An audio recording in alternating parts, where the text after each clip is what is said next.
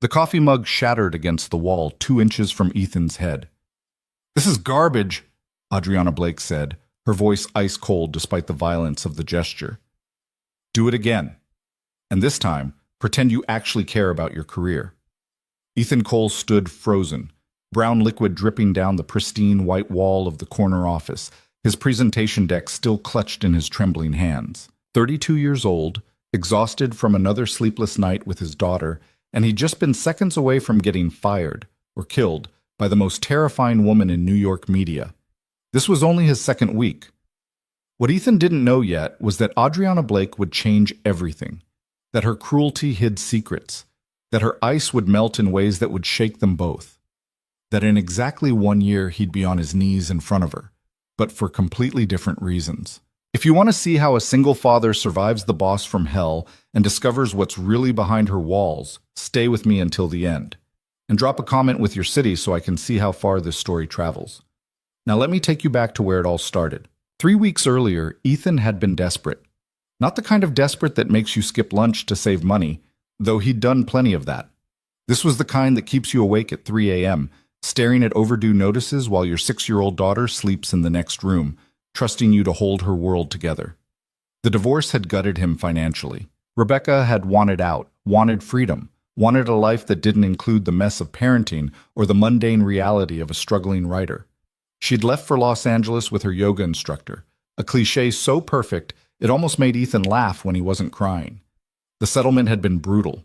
She'd taken half of everything they'd built, which wasn't much, but included the small savings account that was supposed to be Lily's college fund. Now it was just him and Lily in a cramped 2-bedroom in Queens, surviving on freelance writing gigs that paid a fraction of what they needed. His portfolio was good, great even, but the magazine industry was dying, digital media paid pennies, and nobody wanted long-form journalism anymore. Then the email came from Madison Pierce, his former colleague from his brief stint at a marketing agency 5 years ago. "Ethan, heard you're available. We have an opening at Blake Media Group, senior creative strategist. Pays $120,000 plus benefits. I know it's not journalism, but it's stable. You'd be working directly under Adriana Blake. Fair warning, she's intense. But if you can handle it, this could change everything for you. Let me know fast." Ethan had Googled Adriana Blake immediately.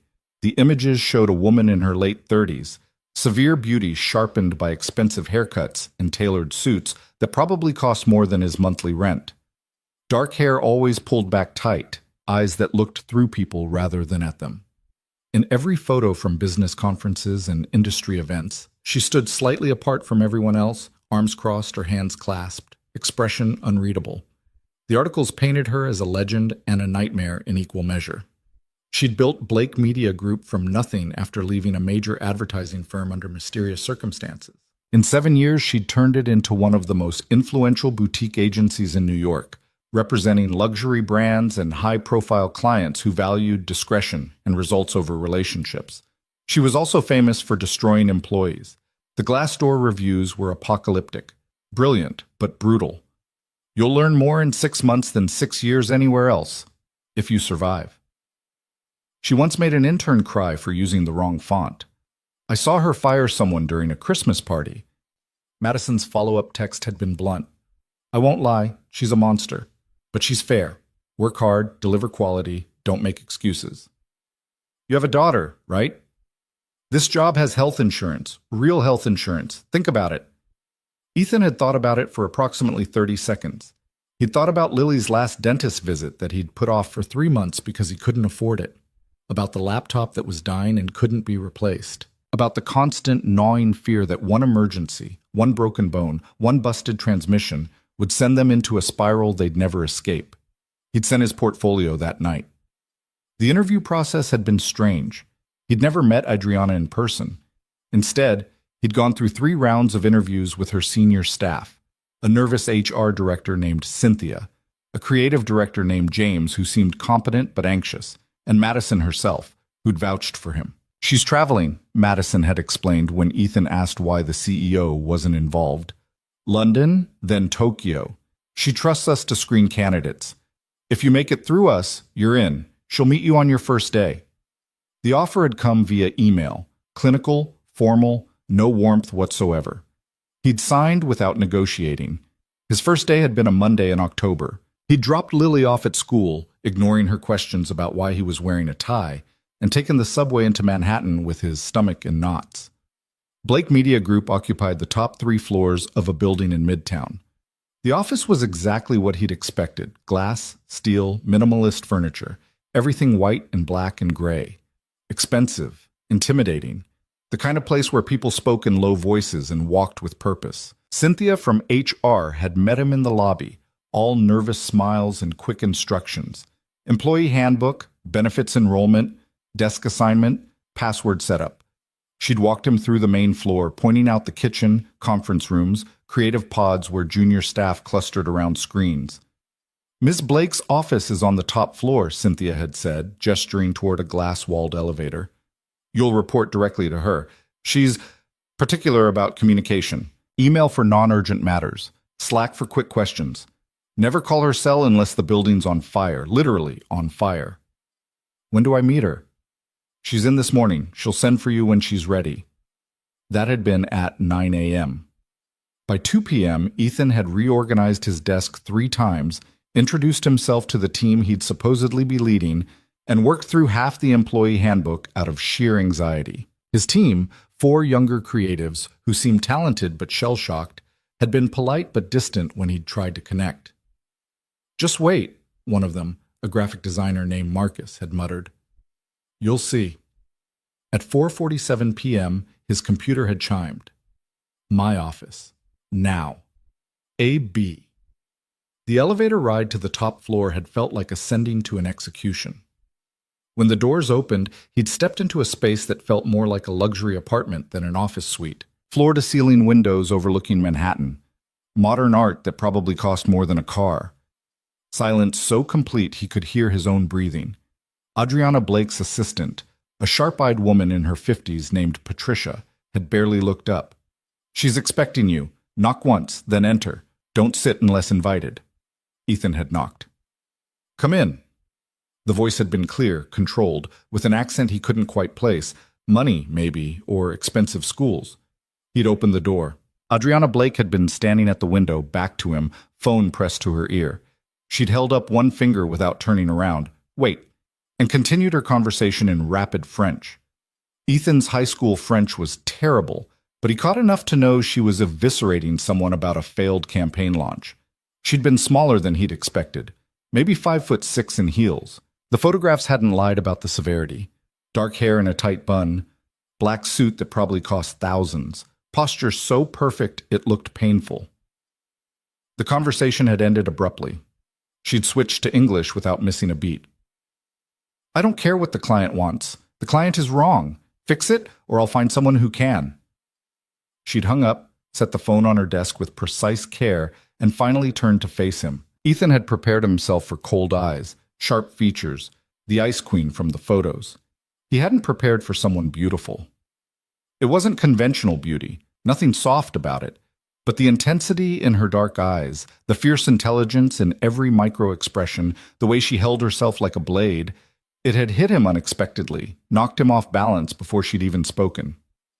"Ethan Cole." Not a question. She'd gestured to a chair. "Sit." He'd sat. She'd remained standing, circling to perch on the edge of her desk, studying him like a specimen. The silence had stretched. Ethan had forced himself not to fidget. "Your portfolio is impressive," she'd said finally. "The feature you wrote on immigrant communities in Queens showed real depth. The brand narrative you developed for that sustainable fashion startup was creative, if a bit idealistic." "Thank you." "I didn't ask for your gratitude. I'm establishing that you have talent." She'd paused. "The question is whether you have discipline." "I do." "We'll see." She'd picked up a file from her desk. His file, he'd realized, with his resume and work samples. "You're a single father.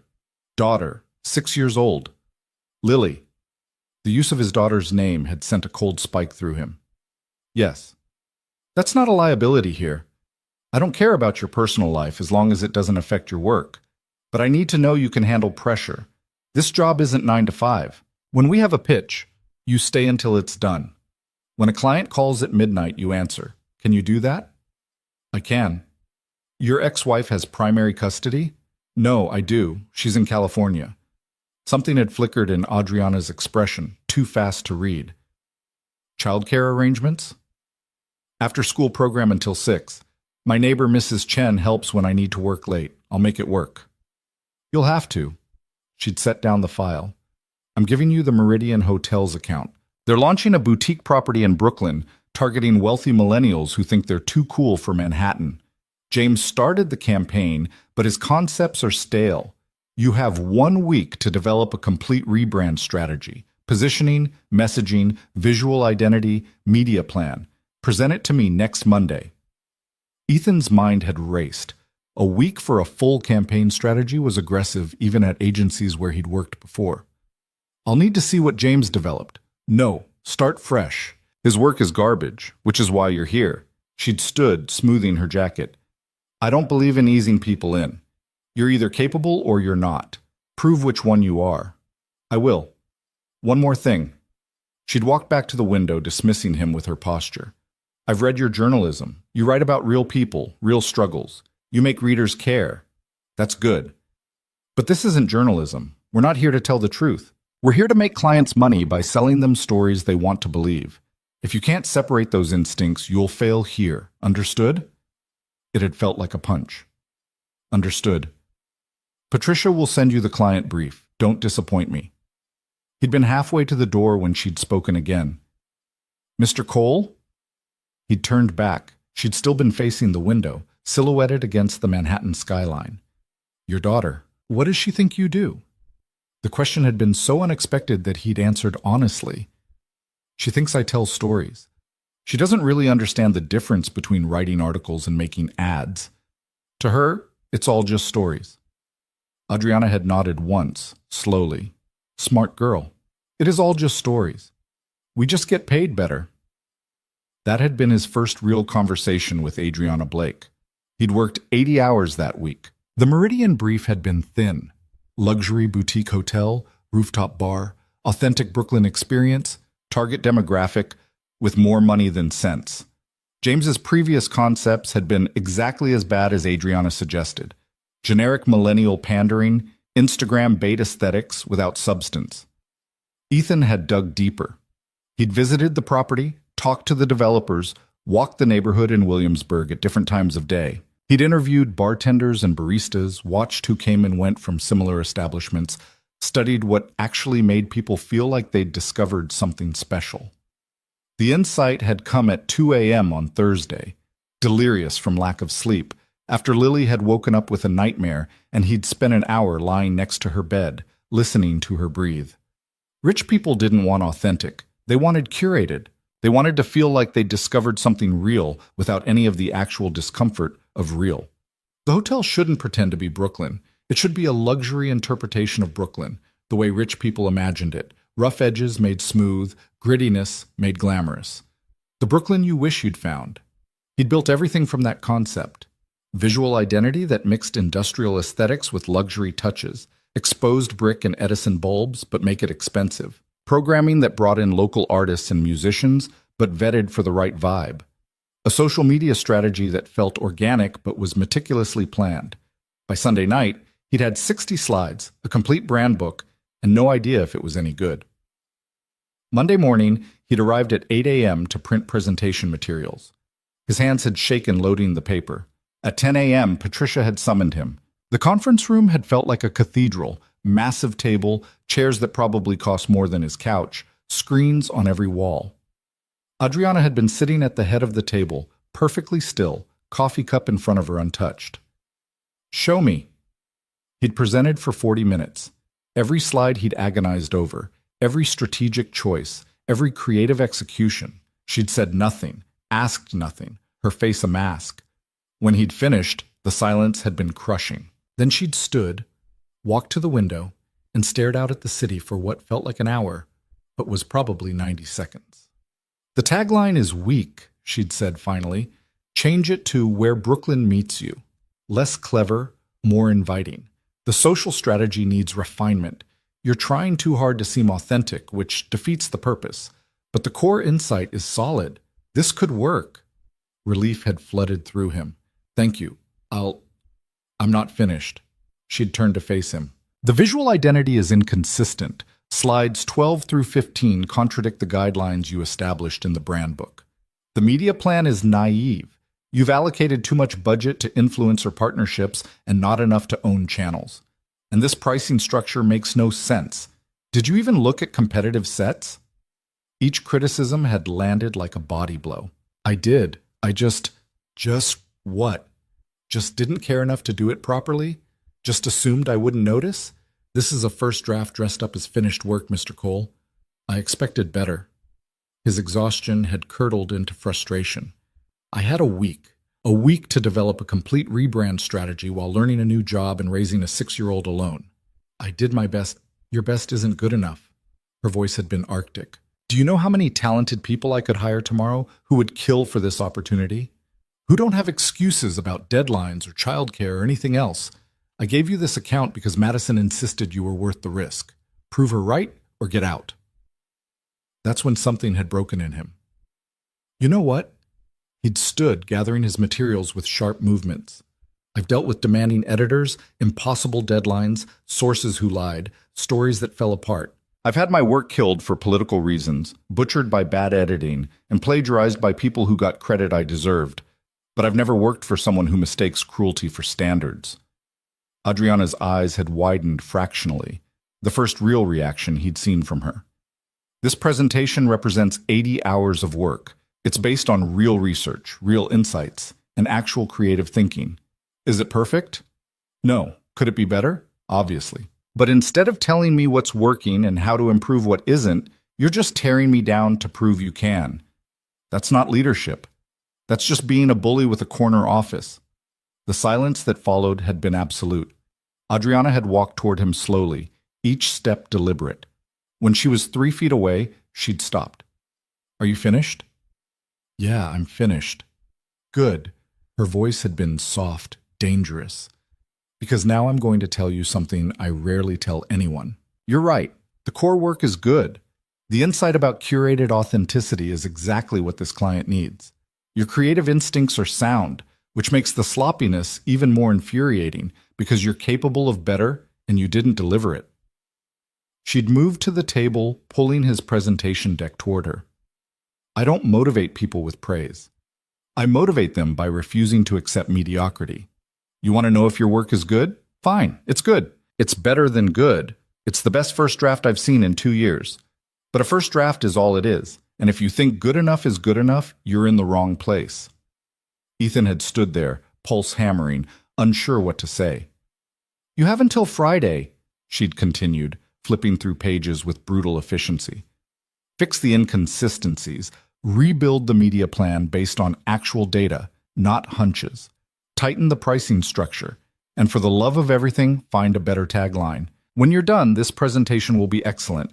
And then I'll tell you it's excellent. Until then, stop fishing for validation and do the work.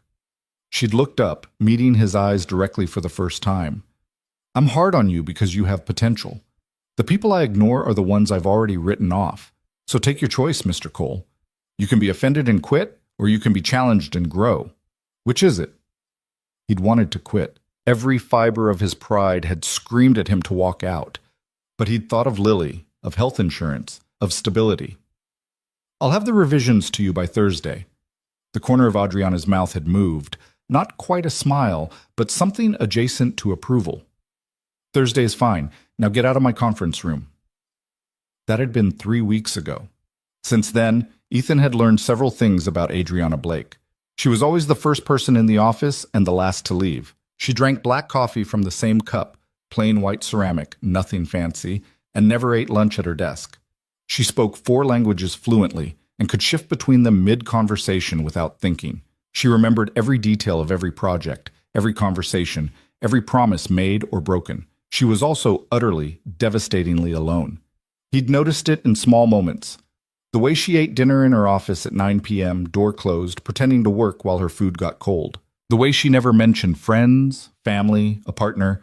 The way she left every company social event after exactly 15 minutes, like she was fulfilling an obligation. She terrified everyone. Senior staff jumped when she entered a room. Junior employees avoided eye contact in the hallways. Even Patricia, who'd worked with her for 5 years, maintained careful professional distance. But she was brilliant. Watching her work was like watching a master chess player, 3 moves ahead of everyone else, seeing connections nobody else noticed, turning client disasters into opportunities with surgical precision. And she was still absolutely brutal to him. Every presentation got shredded, every strategy got challenged, every creative concept got pushed until it broke or evolved into something stronger. She questioned his assumptions, poked holes in his logic, forced him to defend every choice until he could defend it in his sleep. The other creatives had stopped being friendly after the first week. They'd seen too many people burn out under Adriana's attention. They assumed he'd be gone by month 2. But something strange was happening. He was getting better. The campaigns he developed were sharper, tighter, more strategic. His instincts for what would work versus what was just clever were improving. He was learning to anticipate objections, to build presentations that preemptively answered questions, to separate ego from execution. And occasionally, very occasionally, Adriana would nod at something he'd presented and say, "That's right, move forward with it." Those moments felt like winning the lottery. Then came the coffee mug incident. He'd been working on a campaign for a financial services client. Boring, corporate, the kind of work that made him miss journalism. The brief had been vague. Make investing seem accessible to younger professionals. His concept had been straightforward. Real people, real goals, real numbers. No stock photos of people high-fiving in conference rooms. No abstract visualizations of growth. Just authentic stories about what people wanted money for and how investing helped them get there. He thought it was good, honest, different from the usual financial industry nonsense. Adriana had listened to his pitch for exactly 3 minutes before standing up, picking up her coffee mug, and throwing it at the wall behind his head. The crash had been spectacular. Coffee everywhere, ceramic shards scattering across the floor. "This is garbage," she'd said, voice flat with contempt. "Do it again, and this time pretend you actually care about your career." Ethan had stood there, stunned, while she'd turned back to her computer as if nothing had happened. Patricia had appeared within seconds with cleaning supplies, utterly unfazed. "She didn't actually throw it at you," Patricia had murmured, kneeling to collect the broken pieces. "When she's aiming at people, she uses staplers." "That's supposed to make me feel better?" "Just trying to provide context, dear." After Patricia had left, Adriana had gestured for him to sit down again. "You want to tell real stories," she'd said, not looking away from her screen. "I know. I've read your work. But real stories don't sell luxury financial products to people who are already comfortable. They sell to people who are scared or insecure or desperate to prove something. This campaign makes investing sound like homework. Where's the aspiration? Where's the identity they're buying into? I thought authenticity is a marketing term we use to sell them curated experiences that feel real without any of the discomfort of actual reality. You know this. You proved it with Meridian. So why are you falling back on journalism instincts instead of doing the job I'm paying you for?" Ethan had taken a breath, forcing down his anger. "Because these clients are selling people a lie, telling them if they just invest right, they'll retire at 40 and travel the world. When the truth is, most of them will work until they're 70 and hope they don't get sick. I don't care about the truth." Her voice had been sharp enough to cut. "Neither do they. They care about feeling like they're making smart choices. Our job is to make that feeling irresistible. If you can't do that, you're useless to me." It had been the cruelest thing she'd said yet. And maybe because he was exhausted. Maybe because he'd had 3 hours of sleep dealing with Lily's stomach bug. Maybe because he was just tired of being torn apart. He'd snapped. "You know what your problem is?" Adriana had finally looked at him. "Enlighten me. You've built this entire company on the idea that nothing matters except results. That feelings don't matter. People don't matter. Truth doesn't matter.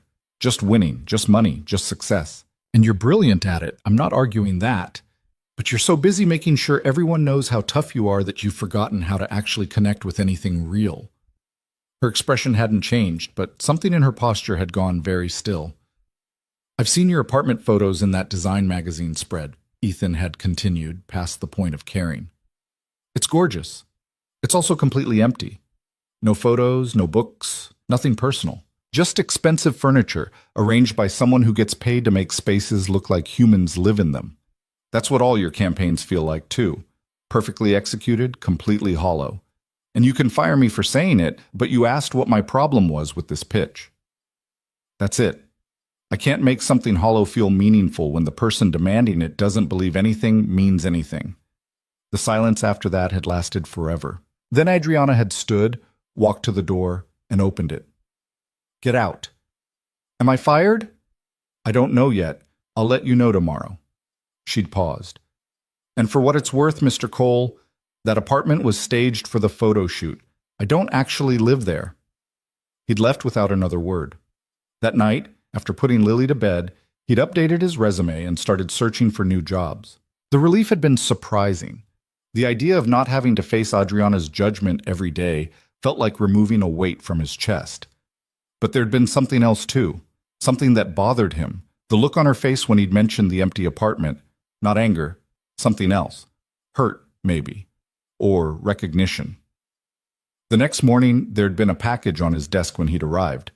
Inside, a new coffee mug, plain white ceramic, and a note in Adriana's precise handwriting. The campaign was terrible. Your assessment of my character was uncomfortably accurate. I expect both of us to do better. We'll review revised concepts Friday at 9 a.m. Don't be late. A B. He'd stared at that note for a full minute, trying to decode it. Then he'd gotten to work. Friday's presentation had been different. He'd kept the emotional core, real people, real goals, but wrapped it in aspiration. Not lies, exactly, just curation. The Brooklyn strategy applied to financial services. Give them the feeling of authentic choice while guiding them exactly where the client wanted. Adriana had watched his pitch without interruption. When he'd finished, she'd been quiet for a long moment. Better, she'd said finally. Not perfect, but better. The emotional hook in the opening is strong. The call to action needs work. But the core strategy is sound. She'd paused. Send it to the client for review. Really? Did I stutter? No, thank you. Stop thanking me for letting you do your job. But her tone had been different, less sharp, almost tired. He'd been gathering his materials when she'd spoken again. Mr. Cole, a question. He turned back. Your daughter, Lily, does she know what you sacrificed to take this job? The question had caught him completely off guard. I don't think of it as sacrifice. It's just what you do. You take care of your kid. And if it makes you miserable? If you hate coming here every day? He'd thought about it honestly. Sometimes I do hate it. Sometimes I go home and I'm so angry I can barely function. But then I think about Lily having health insurance and food on the table and a dad who's not constantly stressed about money, and I realize maybe being miserable 8 hours a day is worth it if it means she's okay. Adriana had nodded slowly. That's a very practical approach to parenting. What's the alternative? I don't know. I've never had to figure it out. She'd turned back to her computer, signaling dismissal. The client will have feedback Monday. Be ready to pivot. He'd left feeling confused. These glimpses of something underneath Adriana's armor were disorienting. It was easier when she was just a monster. The weekend had been good. He'd taken Lily to the park, made her favorite pasta, watched her practice reading with a pride so fierce it hurt. She'd asked him about work, and he told her he was helping people tell stories about hotels and banks and other boring grown-up things. Do you like it? She'd asked. I'm learning a lot. But do you like it? Smart kid. Too smart. I like being able to take care of you, he'd said. That makes the other parts worth it. She'd hugged him tight. I love you, Daddy. I love you too, sweetheart. More than anything. Monday had brought a crisis. The financial services client hated the campaign. Not just disliked, hated. They'd wanted traditional, safe, everything Ethan had deliberately moved away from. The meeting with Adriana had been tense. They want stock photos and generic messaging, James had reported, looking relieved to be delivering bad news to someone else for once. They think the emotional storytelling feels too risky. Adriana had listened without comment, then turned to Ethan. Your response? They're wrong. The research supports an emotional approach. I didn't ask about research. I asked your response. Ethan had taken a breath. We can give them what they want and produce a campaign that performs adequately. Or we can convince them they're wrong and produce something that actually cuts through the noise. Their choice, but I think we should fight for the better work." Adriana had studied him for a long moment. Then she'd turned to James. "Set up a call with the client for tomorrow. Ethan will present the research supporting the emotional approach. If they still want generic, we'll give them generic. But they're going to hear why they're making a mistake first." James had looked shocked. "You're letting him present directly to the client? You have a problem with that?" "No, I just—" "Then set up the call." She'd looked at Ethan. "You have until tomorrow to build a bulletproof argument. Don't embarrass me." The next day's call had been brutal. The client had been defensive, dismissive, convinced that younger investors wanted safety and familiarity. Ethan had presented research, case studies, competitive analysis, everything he could find to support the emotional approach. By the end, they'd agreed to test both concepts. It wasn't a win, but it wasn't a loss either. After the call, Adriana had called him to her office. "That was acceptable," she'd said. "The client is still skeptical, but you didn't fold when they pushed back. That matters." "Thank you. However," she'd pulled up something on her screen. "I've been reviewing your hours. You're consistently here until 8 or 9 p.m., then back at 7 a.m. When do you sleep?" "I manage." "That's not an answer. After Lily goes to bed, I work another few hours. I sleep when I can." "That's unsustainable." "It's what the job requires." Adriana had closed her laptop with a sharp click. "I'm not interested in burning you out in 6 months. Adjust your schedule. Be here by 8:30, not 7. Leave by 6:30 unless there's a genuine emergency. Your work quality is suffering from exhaustion." He'd stared at her. "Are you giving me permission to work less? I'm telling you that quality matters more than hours. A sharp mind for 8 hours is worth more than a tired one for 12. She'd paused. "Besides, you have a daughter. She should see you occasionally while she's still awake." The comment had been so unexpected, so oddly personal, that Ethan hadn't known how to respond. "I appreciate that." "Don't appreciate it, just do it." But again, that tone, something softer underneath the command. The pattern had continued over the following weeks. Adriana remained demanding, critical, impossible to please. But there were these moments, small cracks in the ice. She'd asked about Lily. Not often, not obviously, but in passing. "Your daughter's school presentation went well?" After Ethan had mentioned it in a morning meeting. "The stomach bug resolved?" After he'd been out for a day.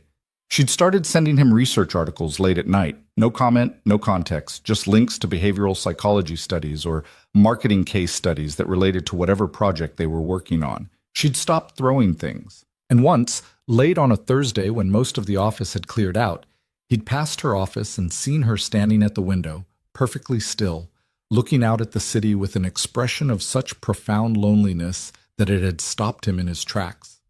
He'd almost knocked, almost asked if she was okay. But then Patricia had appeared, reminding Adriana about a dinner she was already late for, and the moment had passed.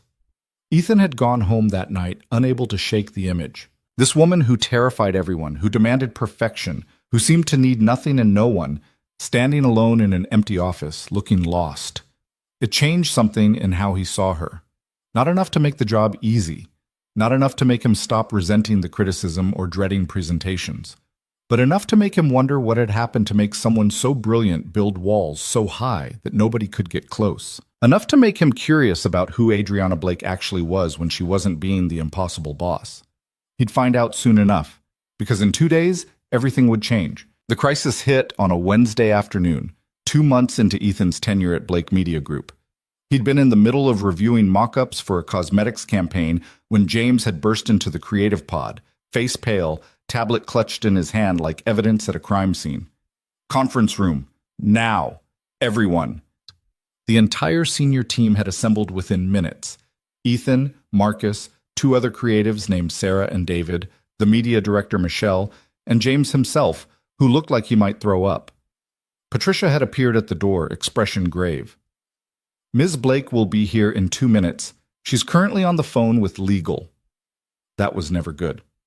When Adriana entered, the temperature in the room seemed to drop 10 degrees. She moved to the head of the table with her usual precision, but Ethan noticed the tightness around her eyes, the way her jaw was set. "Vandermeer Luxury is pulling their account," she said without preamble. Effective immediately. They're citing breach of creative confidentiality. The silence was absolute.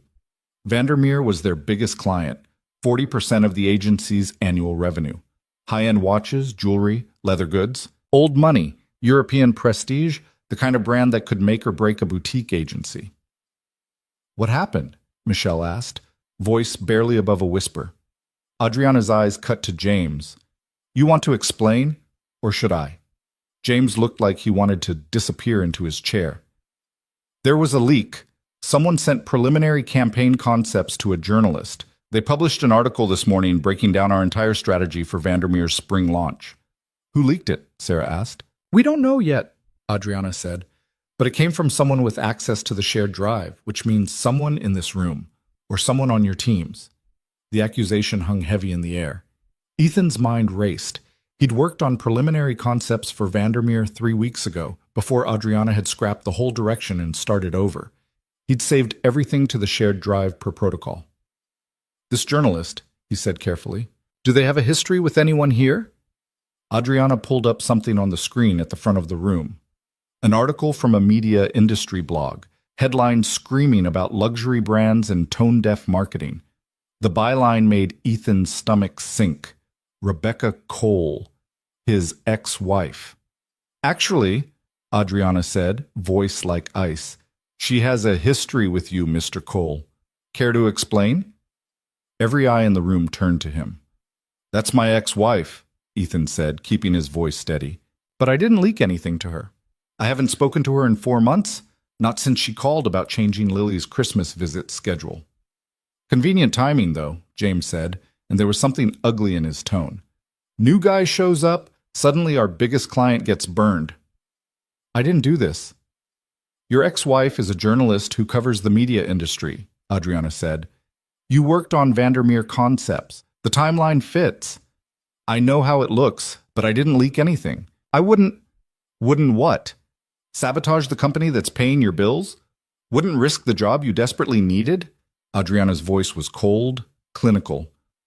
Or wouldn't help your ex-wife's career even though you have a child together and presumably want to maintain some working relationship. The reasoning was so logical, so perfectly constructed, that for a moment Ethan couldn't find a counter-argument. I didn't do it, he repeated. Check my email, my phone records, whatever you need. I haven't contacted Rebecca about anything work-related. We will. Adriana turned to Patricia. Get IT on this immediately. I want full access logs for the shared drive, email records, phone logs if we can get them. Everyone in this room and their direct reports. Patricia nodded and left. Until we resolve this, Adriana continued, everyone's access to sensitive client materials is restricted. James, you'll coordinate information flow. Nobody gets anything without explicit approval. What about current projects? Michelle asked. On hold until we know who we can trust. Adriana's gaze swept the room.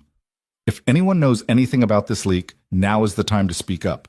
Because when I find out who did this, and I will find out, the consequences will be severe enough to make you wish you'd come forward. Nobody spoke. Get back to work. Ethan, stay. The others filed out, James shooting Ethan a look that mixed suspicion with something almost like pity. When the door closed, Ethan turned to face Adriana. She was standing at the window, back to him, posture rigid. I didn't leak anything, he said again. I swear. Your word means nothing right now. Then what do you want me to say? She turned, and the look on her face stopped him cold. Not anger. Something worse. Disappointment, maybe, or the kind of tired resignation that came from being let down too many times. I want you to tell me if you're the kind of person who would destroy something because it was the easy play. Because if you are, I need to know now before you do more damage. I'm not. Everyone says that. Then they take the money or the favor or the revenge, and they justify it to themselves later. She moved closer. Do you know what it took to build this company? How many people I had to cut out of my life because they wanted to use my connections, my reputation, my work for their own benefit? I'm not using you. Aren't you? You needed a job. I gave you one. You needed flexibility for your daughter. I gave you that too. You needed someone to push you to be better than you thought you could be, and I've done that every single day. What have you given me except reasons to question my judgment? The words hit like physical blows. Ethan felt something crack open in his chest. Frustration, exhaustion, and the sick certainty that no matter what he said, she'd already decided he was guilty. "You want to know what I've given you?" His voice came out rough. "I've given you everything. I've worked myself half to death trying to meet your impossible standards. I've missed bedtime with my daughter more nights than I can count. I've taken every piece of criticism, every insult, every impossible deadline, and I've delivered. Not because I'm using you, but because, despite everything, I actually respect what you've built here. I respect you." Adriana's expression flickered, something vulnerable crossing her face before the mask slammed back down. "Respect doesn't matter if you betrayed me." "I didn't betray you, but you've already convicted me, haven't you? Because it's easier to believe I'm guilty than to consider that maybe someone else on your perfect team sold you out. My team has been with me for years. And how many of them actually like you?" The question came out harsher than he'd intended, but he was past caring. How many of them would take a bullet for you versus how many are just terrified of being fired? Because from where I'm standing, loyalty built on fear isn't loyalty at all. The silence that followed was dangerous. "Get out," Adriana said quietly. "Am I fired?" "I don't know yet. I'll tell you when I decide." She turned back to the window. "Until then, you're suspended pending investigation. Patricia will escort you out." "You're making a mistake." "That's my problem, not yours. Leave." Ethan left, jaw clenched so tight his teeth ached. Patricia was waiting outside, face carefully neutral. "I'll walk you to your desk," she said softly. "Collect your personal items only." The walk across the office floor felt like a perp walk. Everyone watched from their desks, conversations dying as he passed. Marcus wouldn't meet his eyes. Sarah looked almost sorry. He grabbed his laptop bag, a photo of Lily, the coffee mug Adriana had given him after the throwing incident. Everything else was just office supplies. "This way," Patricia said, leading him to the elevator. In the lobby, she handed him a manila envelope. "Your personal items from the desk drawers. Severance paperwork if it comes to that. Ms. Blake's assistant will contact you within 48 hours with next steps." "Patricia, I know, dear." She patted his arm. "I've worked for Adriana for 5 years. I've seen her trust the wrong people before. It's made her careful. Sometimes too careful. She thinks I'm guilty. She thinks everyone's guilty until proven innocent. It's how she survived." Patricia glanced back toward the elevators. "Give her time. The truth usually finds its way out." Ethan walked out of the building into cold November air, feeling like he'd been gutted. He picked Lily up from school early, unable to face going home to an empty apartment. She chattered about her day, oblivious to his turmoil, and he held on to her hand tighter than necessary as they walked to the park. "Daddy, you're squishing my fingers." "Sorry, sweetheart." He loosened his grip. "Why aren't you at work?" "I had a problem. Something bad happened, and people think I did it even though I didn't." Lily looked up at him with those serious eyes that were too old for 6. "Like when Tommy said I pushed him at recess, but really he tripped?" "Yeah, like that." "Did you tell them you didn't do it?" "I did. They don't believe me." "That's not fair." "No, it's not." She was quiet for a moment, swinging on his arm. "Mrs. Chen says the truth always comes out. Like when milk goes bad, you can smell it even if the carton says it's still good." Despite everything, Ethan smiled. "Mrs. Chen is very wise." "So the truth will come out?" "I hope so, baby. I really hope so." That night, after Lily was asleep, he sat at his laptop staring at Rebecca's article. It was detailed, thorough, exactly the kind of expose she'd built her career on. The Vandermeer campaign strategy was laid out point by point: positioning, target demographic, creative direction, media strategy. Everything. He scrolled through his email, searching for any contact with Rebecca. Nothing since September, when she'd asked to switch weekends for Lily's visit. Before that, sporadic messages about logistics, all brief and businesslike. His phone rang. Unknown number. "Hello? Ethan Cole?" A woman's voice, professional. "Yes?" "This is Sandra Chen from Blake Media Group's IT department. I need to ask you some questions about your device usage and file access. Do you have a few minutes?" "Of course." The questions were thorough. When had he last accessed the Vandermeer files? Had he downloaded anything to external drives? Had he sent any work materials to personal email accounts? Had he discussed projects with anyone outside the company? He answered honestly, no, no, no, and only in the vaguest terms with Mrs. Chen when she'd asked how work was going. And your relationship with Rebecca Cole? We're divorced. We share custody of our daughter. We barely speak except about logistics. When did you last have contact with her? September 23rd. Email about switching a weekend visit. No contact since then? None. Mr. Cole, I'm looking at your access logs. You opened the Vandermeer strategy document on October 15th at 11:47 p.m. Do you remember why? Ethan thought back. Mid-October, late night. I was doing competitive research for a different pitch. I wanted to review the strategy framework we'd used for Vandermeer to see if I could adapt the approach. Did you download or share that file? No, I just read through it on the shared drive. According to our logs, someone downloaded that file to an external USB drive on October 16th at 2:14 a.m. from your workstation. His blood ran cold. That's not possible. I left the office at midnight. I remember because I had to catch the last train. Can anyone verify that? The building security logs would show when I left, and my Metro card has a timestamp from the subway. I'll check those. But Mr. Cole, if someone else used your workstation after you left, that means either someone has your login credentials or you didn't lock your computer when you left. The realization hit him like a truck. He'd been so tired that night, rushing to catch the train. Had he locked his screen? He always did. It was automatic. But had he that specific night? I can't remember for certain if I locked it, he admitted. I was exhausted, running late. I might have just left. That's a serious security violation. I know. I'm sorry, but I didn't download anything. Someone else must have used my computer.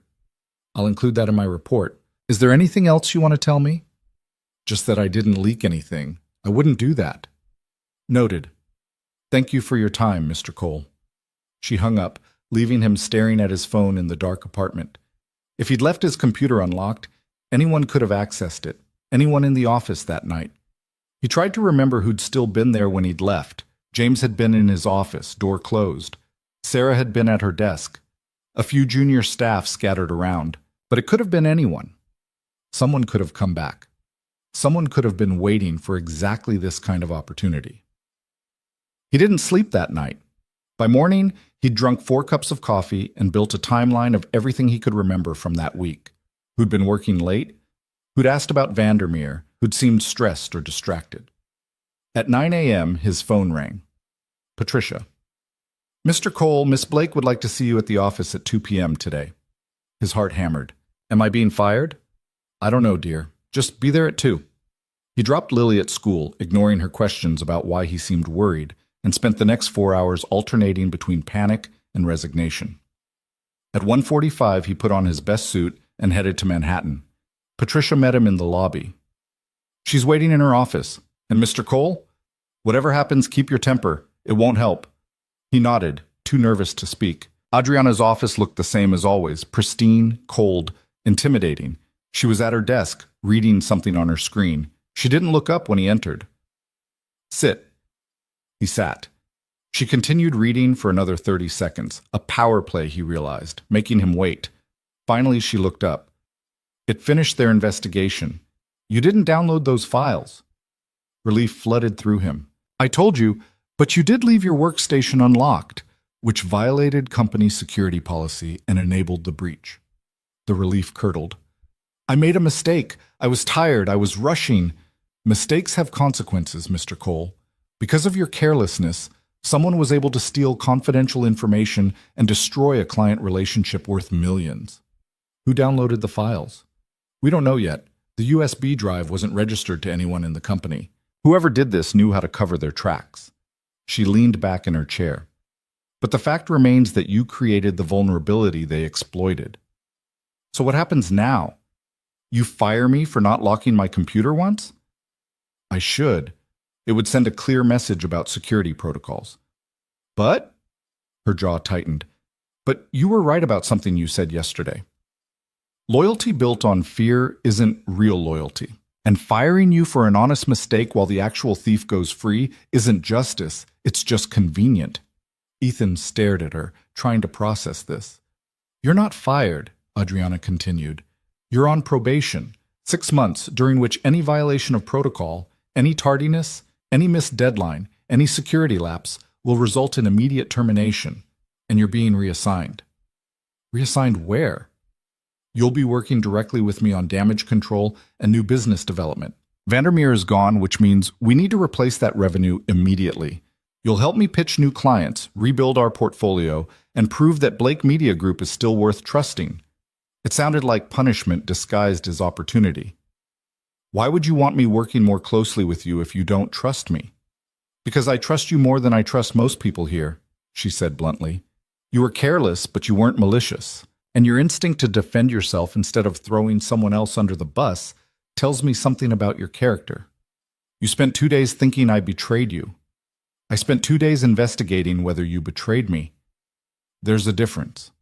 She stood, moving to the window. I've been burned before, Mr. Cole, by people I trusted, people I considered friends. It's made me suspicious, sometimes overly so. It was the closest thing to an apology he'd ever heard from her. Who do you think leaked the files? He asked. I have suspicions, but suspicion isn't proof, and I won't destroy someone's career without evidence. She turned to face him. Whoever did this will make another mistake eventually. They always do. Until then, we rebuild. When do I start? Tomorrow, 8 a.m. We have a pitch meeting with a potential client at 10.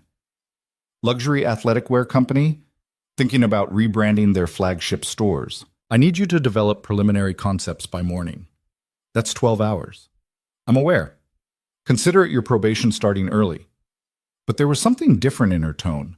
Less cutting, more challenging, like she was testing him rather than punishing him. I'll have something ready. See that you do. She sat back down, already turning to her computer. And Mr. Cole, lock your workstation. Every time, no exceptions. Understood. He was halfway to the door when she spoke again. Your daughter, Lily, how did you explain the suspension to her? He turned back, surprised. I told her people thought I did something I didn't do, that sometimes the truth takes time to come out. What did she say?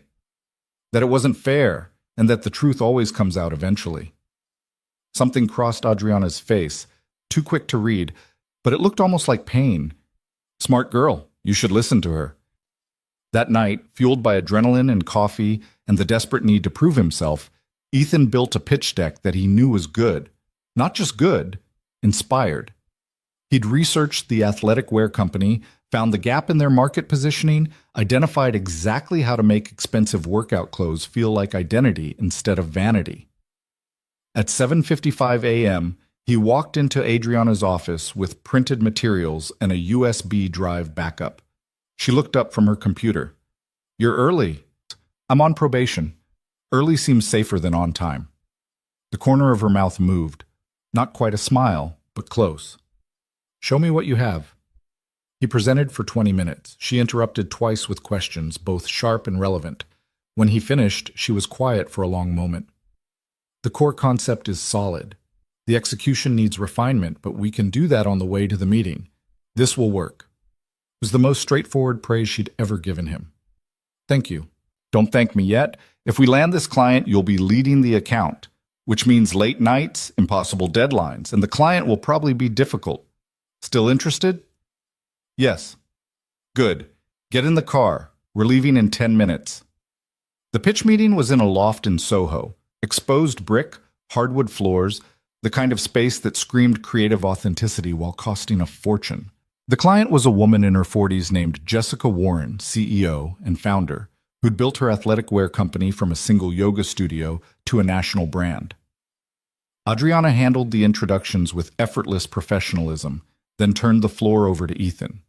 He pitched the strategy he'd developed, repositioning the stores not as retail spaces, but as community hubs where the brand's values came to life. Classes, events, local artist collaborations, all designed to make customers feel like they were joining something rather than just buying something. Jessica asked hard questions. Adriana supported his answers without taking over, adding details that strengthened his points, redirecting when conversations veered off track. By the end of the hour, Jessica was nodding. This is different from the other agencies we've talked to. They wanted to make us look bigger, more corporate. You want to make us feel local. Because that's your competitive advantage, Ethan said. Nike and Lululemon can outspend you on advertising, but they can't make their stores feel like they belong to the neighborhood. You can. Jessica looked at Adriana. He's good. He is, Adriana agreed simply. I'll need to think about this. Talk to my board, but I like the direction. Send me a detailed proposal by next week. You'll have it in 3 days, Adriana said. They shook hands and left. In the elevator down, Adriana turned to Ethan. Well done. We don't have the account yet. We will. She's already decided. She just needs to go through the motions with her board. Adriana pulled out her phone, typing something. When we get back to the office, start building the full proposal. I'll assign Sarah and Marcus to support you. Deadline is Friday at noon. That's 2 days. I know how calendars work, Mr. Cole. Can you do it or not? I can do it. Then stop complaining about the timeline. But there was something in her voice, almost like amusement, like she was enjoying pushing him and watching him push back. The next 2 days were brutal. Ethan worked with Sarah and Marcus to build out every detail of the proposal, store design concepts, programming calendars, staffing models, budget breakdowns. Adriana reviewed everything, her feedback sharp but constructive, pushing them to think bigger while staying grounded in reality. Late Thursday night, most of the office cleared out. Ethan was still at his desk, finalizing the financial projections, when Adriana appeared. You're still here. Almost done. Just need to double-check these numbers. She pulled up a chair next to him, the first time she'd ever sat at his desk. Show me. They worked through the spreadsheet together, Adriana catching errors he'd missed, suggesting adjustments that tightened the budget without cutting quality. Her proximity was distracting. He could smell her perfume, something subtle and expensive. Notice details he'd never been close enough to see before. A small scar on her left hand, the way she chewed her bottom lip slightly when she was concentrating. This number doesn't track, she said, pointing to a line item. Where's that coming from? Installation costs for the community space build-outs. I got quotes from 3 contractors. Average them. Average is lazy. Use the middle quote. Averaging includes the outlier who's either overcharging or underestimating. He made the adjustment. Better? Better. She leaned back, studying the screen. You're getting faster at this. 2 months ago, this would have taken you twice as long. 2 months ago, you'd have made me redo it 3 times before accepting it. I would have. But you're making fewer mistakes worth redoing. It was such a casual admission of his progress that Ethan almost missed it. Then the meaning sank in. She'd noticed. She'd been tracking his improvement, even while seeming impossible to please. Can I ask you something? He said. You can ask. I may not answer. Why are you like this? The constant criticism, the impossible standards, making everyone afraid of you. You're brilliant. You could build loyalty without fear if you wanted to. Why don't you? Adriana was quiet for a long moment. He thought she might tell him to mind his own business and leave. Instead, she surprised him. Because loyalty without standards is worthless. People who like you will still do mediocre work if you let them. People who respect you will push themselves to be better because they don't want to disappoint you. That's a lonely way to live. Yes, she said simply. It is. The admission hung in the air between them. The person who leaked the Vandermeer files, Ethan said carefully. Do you think they did it because they were afraid of you, or because they wanted to hurt you? Her expression hardened. Does it matter? I think it does. Fear makes people desperate. Hatred makes them deliberate. The first is a symptom. The second is a choice. Adriana stood abruptly. Finish the proposal. I'll review it in the morning before we send it to Jessica. She walked away before he could respond, leaving him alone with his spreadsheets and the lingering scent of her perfume. Friday afternoon, they sent the proposal to Jessica Warren. By Monday, they had the account. The celebration at the office was muted. Adriana didn't believe in celebrations until money was actually in the bank, but there was a palpable sense of relief. Blake Media Group had survived losing its biggest client. The agency would live to fight another day. Ethan was packing up for the evening when Patricia appeared at his desk. Ms. Blake would like to see you before you leave. He found Adriana in her office, 2 glasses and a bottle of wine on her desk. "Close the door," she said. He did. She poured wine into both glasses, handed him one. "To not getting destroyed by corporate espionage." They drank. The wine was good. Of course it was. Adriana wouldn't drink anything less. "You did well this week," she said. "The pitch, the proposal, handling the pressure. I'm taking you off probation. It's been less than a week. I know. But probation was always arbitrary. I needed to know if you'd buckle under pressure or rise to it. You rose." She took another sip of wine. "The athletic wear account is yours to lead. You'll report to me weekly on progress, but day-to-day decisions are yours. Don't make me regret this." "I won't." "We'll see." She set down her glass. "Your daughter, how is she handling your schedule?" The question caught him off guard. "She's managing. Mrs. Chen has been helping more. Lily's been asking when I'll be home for dinner again." "When's the last time you were?" He tried to remember. 2 weeks, maybe? Before the Vandermeer crisis. Adriana's expression shifted, something that looked almost like regret. "Leave at 5 tomorrow. Have dinner with your daughter. The work will still be here the next day." "Are you sure?" "I don't say things I don't mean, Mr. Cole. Your daughter needs her father present, not just in the same apartment while you work on a laptop. Go home. Be there." He studied her face, trying to understand this sudden concern for his personal life. "Do you have family in New York?" "No." "Parents? Siblings?" "Not anymore." She refilled her glass. "My parents are dead. I have a sister I haven't spoken to in 6 years. Family is complicated." "Yeah, it is." "Your ex-wife," Adriana said, "Rebecca, does she ever ask to see Lily more often?" "Sometimes, usually when it's inconvenient for her career." "Why?" "Just curious about the logistics of shared custody. It seems difficult." "It is. But Lily's worth it." He paused. "Do you want kids?" The question clearly surprised her. "I never really considered it. Building this company took everything I had. There wasn't room for anything else." "Is there room now?" She looked at him directly, and something in her eyes made his pulse quicken. "I don't know. I'm not sure I know how to make room for anything that isn't work." "You could learn." "Could I?" There was something raw in her voice. "I've spent so many years being this version of myself, the demanding boss, the ice queen, the woman who doesn't need anyone. I'm not sure there's anything else left underneath." "I don't believe that." "Why not?" "Because you asked about Lily. Because you noticed I was exhausted and told me to work less. Because you're sitting here drinking wine with an employee when you could be—" He stopped, realizing he was overstepping. "Could be what?" "Could be anywhere else. With friends or family, or someone you actually like instead of just employing." Adriana smiled, but it was sad. "What makes you think I don't like you, Mr. Cole?" The words hit him like electricity. He set down his wine glass, suddenly aware of how alone they were, how personal this conversation had become. "I should go," he said. "Lily will be waiting." "Of course." Adriana's mask slipped back into place. "See you Monday."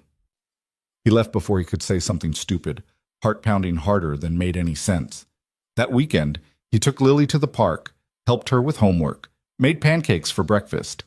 But his mind kept drifting back to that conversation in Adriana's office. The vulnerability in her voice. The way she'd looked at him when she said she didn't know if there was anything left underneath her armor. On Monday, everything changed again. He arrived at the office to find police in the lobby. Not security, actual NYPD detectives talking to Patricia in hushed voices.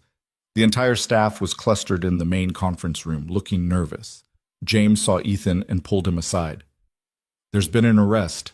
The person who leaked Vandermeer." "Who?" "David. He confessed this morning." David, one of the senior creatives, had been with the company for 3 years. Quiet, competent, seemingly loyal. "Why would he do it?" James's expression was grim. "He was having an affair with someone at Vandermeer's main competitor. Pillow talk turned into corporate espionage. They paid him $50,000 for the strategy documents." Ethan felt sick. "How did they figure it out?" IT tracked down the USB drive. It had David's fingerprints. When they confronted him, he broke down immediately. Apparently he's been trying to quit for months but couldn't afford to with his divorce lawyer fees. The money was supposed to be his escape plan. Where's Adriana? Her office. She's been in there since the detectives left. I'd give her space if I were you. But Ethan couldn't give her space. He took the elevator to the top floor. Adriana was standing at her window, arms wrapped around herself, staring out at the city. She didn't turn when he entered. I told you the truth comes out eventually, he said softly. You were right. Your daughter was right. Doesn't make it feel any better. You trusted him. I trusted all of them, and one of them sold me out for $50,000 and an affair with a competitor's marketing director. Her voice was flat, drained. Do you know what the worst part is? It wasn't even about me. I was just collateral damage in someone else's mess. Ethan moved closer. You couldn't have known. I should have. I should have seen the signs, the stress, the divorce, the financial pressure. I should have paid attention instead of just demanding results. You're not responsible for his choices, aren't I? I built a culture where people are too afraid to ask for help, where showing weakness means getting cut. Maybe if I'd been less of a tyrant, he would have come to me instead of selling us out. Or maybe he's just someone who made a terrible decision under pressure. Not everything is your fault, Adriana. She turned at the use of her first name. He'd never called her that before. Her eyes were red-rimmed, and he realized with a shock that she'd been crying. I'm very tired, she said quietly. I'm tired of being the villain in everyone's story. I'm tired of building walls to keep people out. I'm tired of going home to an empty apartment and wondering if this is all there is. Something broke in Ethan's chest. He crossed the room and did something insane. He pulled her into a hug. For a second, she went rigid, shocked. Then she collapsed against him, her careful composure crumbling, and he felt her shoulders shake with silent tears. They stood there for a long time, her face pressed against his shoulder, his arms around her while she fell apart. He didn't say anything. There was nothing to say. He just held her while she let herself break, maybe for the first time in years. When she finally pulled back, her makeup was ruined and her perfect hair was mussed, and she'd never looked more human. I'm sorry, she whispered. Don't be. This is wildly inappropriate. I'm your boss. I shouldn't... Yeah, probably not. He smiled slightly. But I'm glad you did. She looked up at him, and something shifted in the air between them. A recognition, maybe. An acknowledgement of something that had been building for weeks. Ethan, she said, and the sound of his name in her voice made his heart stutter. This is a very bad idea. I know. I'm your boss. You work for me. There are rules about this. I know that too. And I'm terrible at relationships. I'm demanding and critical, and I don't know how to let people in. I've noticed. She almost smiled. Then why are you still standing here? Because underneath all that armor, you're someone worth knowing, and I think you know it too. The words hung between them, heavy with possibility and danger. Adriana stepped back, rebuilding her walls with visible effort. Go home, Mr. Cole. We'll discuss this when I'm less compromised. Okay. And Ethan? She wiped at her eyes, smudging mascara. Thank you for not running when I fell apart. Any time. He left before he could do something even more stupid, like kiss her in her office where anyone could see. But as the elevator descended, he knew everything had changed between them. The question was whether either of them was brave enough to figure out what that meant. The next 2 weeks existed in a strange limbo. Adriana acted as if the moment in her office had never happened. All business, all sharp edges, the Ice Queen back in full force. But there were cracks now that Ethan couldn't unsee. The way her voice softened fractionally when she said his name, how she'd catch herself watching him during meetings, then look away quickly when he met her eyes. The coffee that appeared on his desk some mornings, exactly how he took it, with no explanation. He didn't push. Whatever was happening between them felt fragile, like something that would shatter if examined too closely. The athletic wear account consumed most of his time. Jessica Warren was brilliant but demanding, wanting to be involved in every decision while also trusting them to lead. Ethan found himself working late most nights, building out store concepts with Sarah and Marcus, reviewing vendor proposals, managing timelines that seemed designed to be impossible. Adriana was always there. Not hovering, not micromanaging, just present. She'd appear in the creative pod around 8 p.m. with questions that pushed his thinking.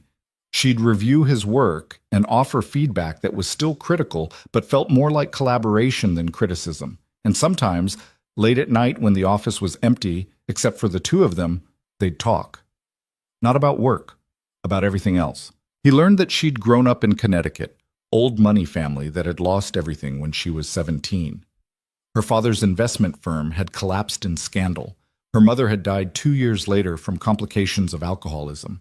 And Adriana had put herself through college working 3 jobs while watching her family name become synonymous with fraud. "That's why you changed it," Ethan said one night. They were in the conference room reviewing presentation boards for Jessica's upcoming store launch. "Blake isn't your real name." "No, it was my mother's maiden name, less baggage." She adjusted a mock-up, precise movements that didn't quite hide the tension in her shoulders. "My father's name opens doors, but they're all doors to rooms where people want to ask questions I don't want to answer." "What happened to him?" "Prison? Federal? He's been out for 8 years now, living in Florida with his 3rd wife. We don't speak." "I'm sorry." "Don't be. He made his choices." She looked at him directly. "People always make choices, Ethan. The question is whether they can live with the consequences." The use of his first name still sent electricity through him. She did it more often now when they were alone, like she was testing how it felt. "Is that why you're so hard on people?" he asked. "Because you think if you're not perfect, you'll end up like him?" "Maybe. Or maybe I'm just terrified of being ordinary." She smiled, but it was brittle. "My entire life has been about proving I'm not my father's daughter, that I can build something real, something that matters, without cutting corners or hurting people. But some days I wonder if I've just become a different kind of terrible." "You're not terrible." "You cried in the bathroom after I threw that coffee mug at you," Marcus told me. Ethan felt his face heat. "I didn't cry. I just needed a minute." "It's okay if you did. I've made plenty of people cry. It's not something I'm proud of." She gathered the presentation boards, organizing them with meticulous care. "I told myself I was building character, pushing people to excellence, but mostly I was just pushing them away." "Why are you telling me this?" She paused, hands stilling on the materials. "Because you asked, and because for some reason I can't quite explain, I want you to know." The honesty in her voice made his chest tight. "Adriana, don't." She cut him off gently. "Whatever you're about to say, don't. Not here, not now. We have a client presentation in 6 hours and I need to focus." He nodded, understanding that this was as close as she could get to acknowledging what was happening between them. They worked until 3 a.m., perfecting every detail. When they finally finished, Adriana called them a car service rather than making him take the subway. "You need sleep," she said when he tried to protest. "Bill it to the company." In the car heading to Queens, exhausted and wired at the same time, Ethan's phone buzzed. A text from Adriana. "Thank you for listening. A.B." He stared at it for a long moment before responding. "Anytime." The presentation to Jessica went perfectly. The store concepts were bold, community-focused, exactly what she'd wanted without knowing how to articulate it. By the end of the meeting, she was already talking about rolling out the strategy to all 15 locations nationwide. "You two make a good team," Jessica said, shaking both their hands. "The vision is clearly Adriana's, but the heart is all Ethan. It's a powerful combination." In the car back to the office, Adriana was quiet. "What's wrong?" Ethan asked. "That went great." "It did. I'm just thinking about what Jessica said, about us being a team. We are a team, a good one." "Yes, we are." She looked out the window at Manhattan sliding past. "Which is exactly why this is so complicated." "This?" "You know what I mean. Don't make me say it." Ethan's pulse kicked up. "Maybe you should say it anyway." "I can't. You work for me. There are rules, Ethan. HR policies, power dynamics, a dozen reasons why this would be a disaster." "What if I didn't work for you?" She turned to look at him. "Are you offering to quit? Would you want me to?" "No, you're too valuable, and not just because of your work." The admission seemed to cost her something. "I like having you here. I like talking to you. I like that you're not afraid of me even when you probably should be." "I am afraid of you sometimes." "Good, you should be. I'm a mess, Ethan."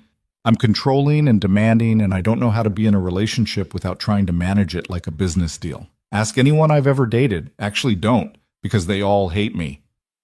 How many relationships are we talking about? 3 serious ones.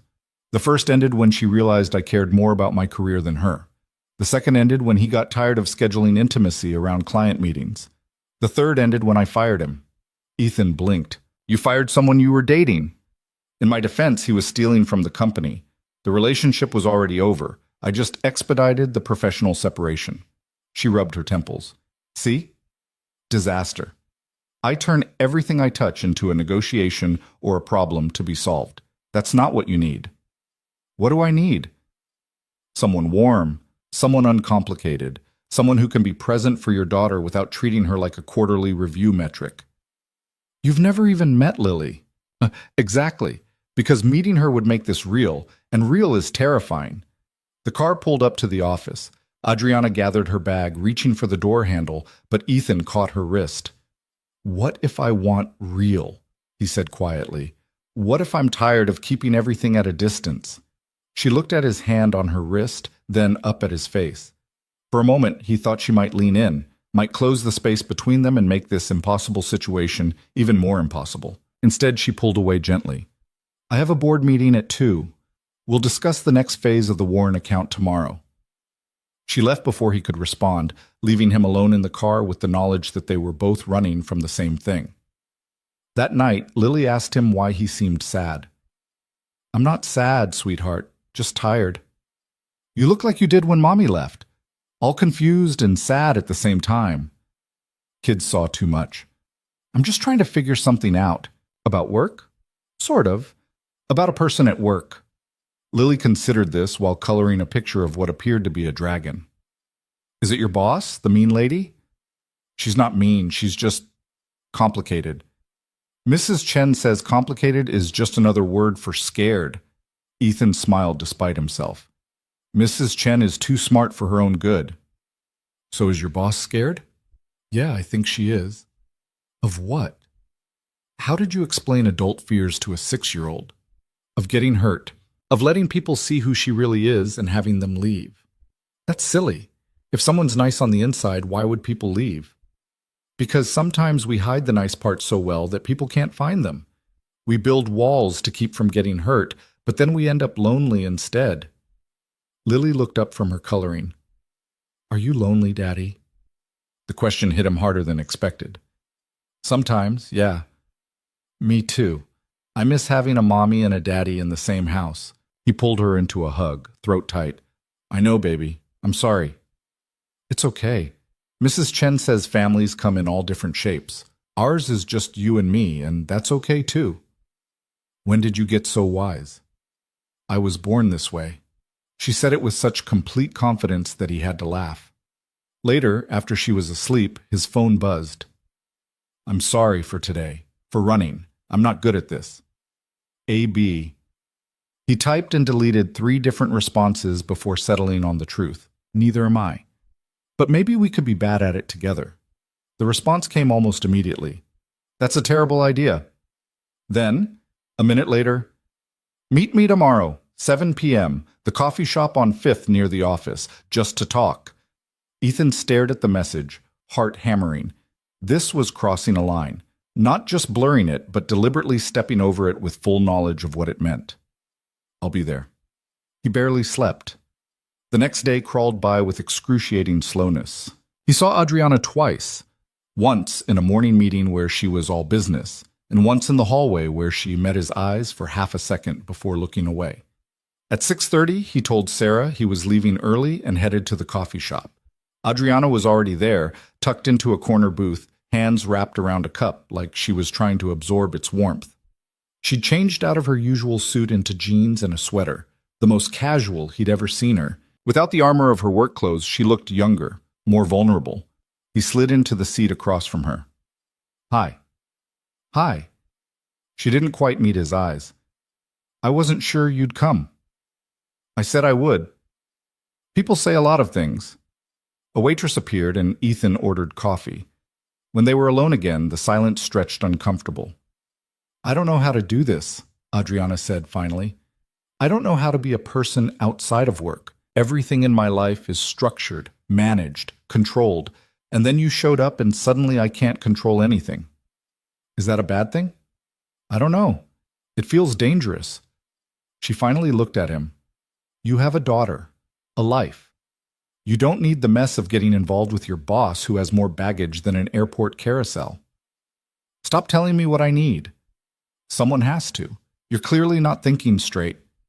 Maybe I'm thinking clearly for the first time in months. He leaned forward. I know this is complicated. I know all the reasons it's a terrible idea, but I also know that I haven't felt this alive since before my marriage fell apart. That talking to you at 3 a.m. about nothing feels more real than anything else in my life. That when you let your guard down, even for a second, I see someone extraordinary. Adriana's eyes were bright like she might cry. I'm going to hurt you. I don't mean to, but I will. I'm demanding and controlling, and I'll probably treat our relationship like a project I need to optimize. Probably. And I don't know anything about kids. I'll be terrible with Lily. I'll say the wrong things and schedule quality time like a meeting and mess everything up. Maybe. Or maybe you'll surprise yourself. This could destroy your career if it goes wrong. Office relationships that end badly always do. I know. So why are you willing to risk it? Ethan reached across the table, taking her hand. She tensed, but didn't pull away. Because I think you're worth the risk. And I think maybe, under all that fear, you think I might be too. A tear escaped down her cheek. She wiped it away impatiently. I hate crying. It's inefficient. He laughed, and after a second, so did she. This is insane, she said. Completely. We should have rules, boundaries, keep it separate from work. Okay? I mean it, Ethan. At the office, I'm still your boss. I'll still push you and criticize your work and expect excellence. I wouldn't want it any other way. And we go slow. No rushing into anything. No meeting Lily until we're sure this is real. That's reasonable? And if it doesn't work, we end it cleanly. No drama. No making things awkward for the team. Agreed. She studied their joined hands. I'm terrified. Me too. But you're still here. Yeah, I am. She squeezed his hand and the gesture felt like a promise. Okay, let's be terrified together. They stayed in that coffee shop for 3 hours, talking about everything except work. He told her about Lily's obsession with dragons and dinosaurs, about his mother who died when he was 20, about his dreams of writing a novel that would probably never happen. She told him about her sister in California, who blamed her for not stopping their father, about the apartment she'd bought but never decorated because it felt like admitting she'd be alone forever, about her secret love of terrible reality TV that she watched at 2 a.m. when she couldn't sleep. When they finally left, the sky was dark, and the city lights felt romantic instead of harsh. I should get home, Ethan said. Mrs. Chen is watching Lily. Of course. Adriana hesitated, then kissed his cheek. Quick, chaste, but it sent heat through him. Thank you for tonight. We didn't even do anything. We did everything. We were honest. That's rarer than you think. He watched her hail a cab, waited until it pulled away, then headed to the subway with a lightness in his chest he hadn't felt in years. The next weeks were careful, tentative. At work, nothing changed visibly. Adriana was still demanding, still pushed him relentlessly. But now he understood it differently. Saw the way she was trying to make him better because she believed he could be, not because she thought he was failing. Outside work, they carved out moments. Coffee before the office opened. Late dinners after Lily was asleep and Mrs. Chen had gone home. A Saturday afternoon walking through the Met, where Adriana talked about art history with an enthusiasm that transformed her face. She asked about Lily constantly, but never pushed to meet her. I want to, she admitted one night over Thai takeout in her still mostly empty apartment. But what if she hates me? She's 6. She doesn't hate anyone except vegetables. What if I say something wrong? Kids need warmth and spontaneity, and I'm neither of those things. You're more of both than you think. You just hide it. Still, maybe we should wait. He didn't push. But 3 weeks into whatever they were doing, Lily made the decision for him. He'd picked her up from school and was walking her to Mrs. Chen's when she asked, "Daddy, do you have a girlfriend?" He nearly tripped over a crack in the sidewalk. What? A girlfriend, Tommy's dad has one. She comes to his soccer games and stuff. Why are you asking? Because you keep smiling at your phone and you smell different, like flowers. That would be Adriana's perfume from when they'd kissed goodbye that morning. Her name is Adriana. She's my girlfriend. Is she nice? She's very nice. To me, anyway. She can be kind of scary to other people. Is she scary to you? Sometimes, in a good way. Lily processed this. Can I meet her? You want to? Yeah, I want to see if she's pretty. He texted Adriana that night after Lily was asleep. She knows about you. She wants to meet you. The response took 5 minutes. I'm not ready. You don't have to be ready. You just have to show up. Another long pause. What if I mess this up? Then you mess it up and we figure it out. That's how relationships work. I don't know how to be around children. Just be yourself. The real version, not the boss version. What if the real version isn't good enough? Ethan called her. She picked up on the first ring. You're good enough, he said without preamble. You're more than good enough, and Lily is going to love you because she's smart and kind, and she sees people for who they really are. But if you're not ready, that's okay too. We can wait. How long? As long as you need. He heard her breathing on the other end, could picture her pacing her apartment, trying to logic her way through an emotional decision. Saturday, she said finally. Lunch, somewhere casual where a 6-year-old won't be bored out of her mind. Are you sure? No, but I'm doing it anyway. Saturday came too fast and not fast enough. Ethan told Lily they were meeting his friend for lunch, watching her eyes light up with curiosity and mischief. Is she your girlfriend? Yes. Are you nervous? A little bit, yeah. Don't be. I'm very charming. She said it with complete sincerity, and he had to hide his smile. They met at a diner in the West Village. Booths with red vinyl seats, milkshakes on the menu, the kind of place where a kid could be a kid. Adriana was already there, sitting ramrod straight in a booth, looking like she was about to take a deposition. She stood when she saw them, and Ethan watched her carefully controlled expression flicker through several emotions before settling on something that might have been a smile. Hi, she said. Hi, he replied, then gestured to Lily. This is Lily. Lily, this is Adriana.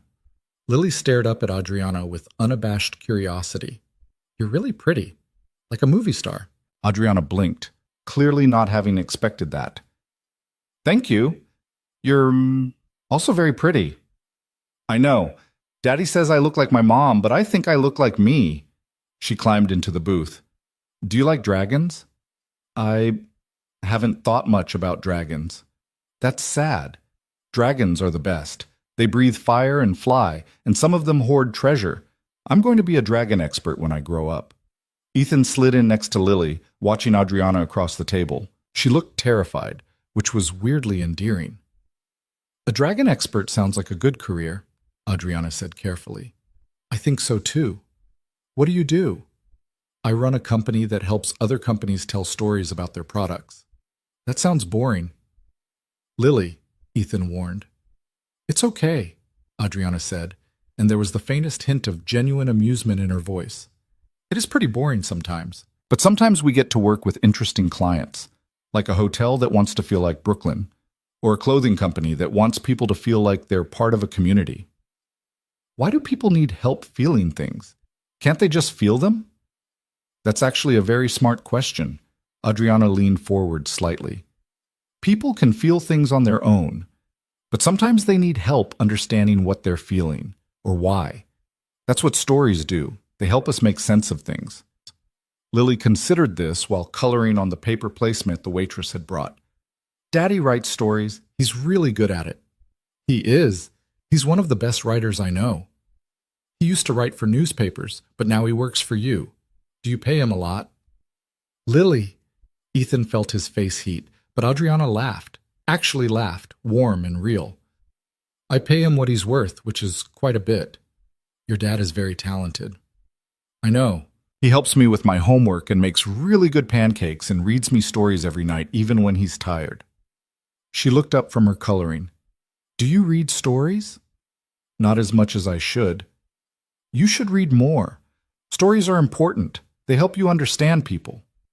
You sound like your father. That's because he's smart.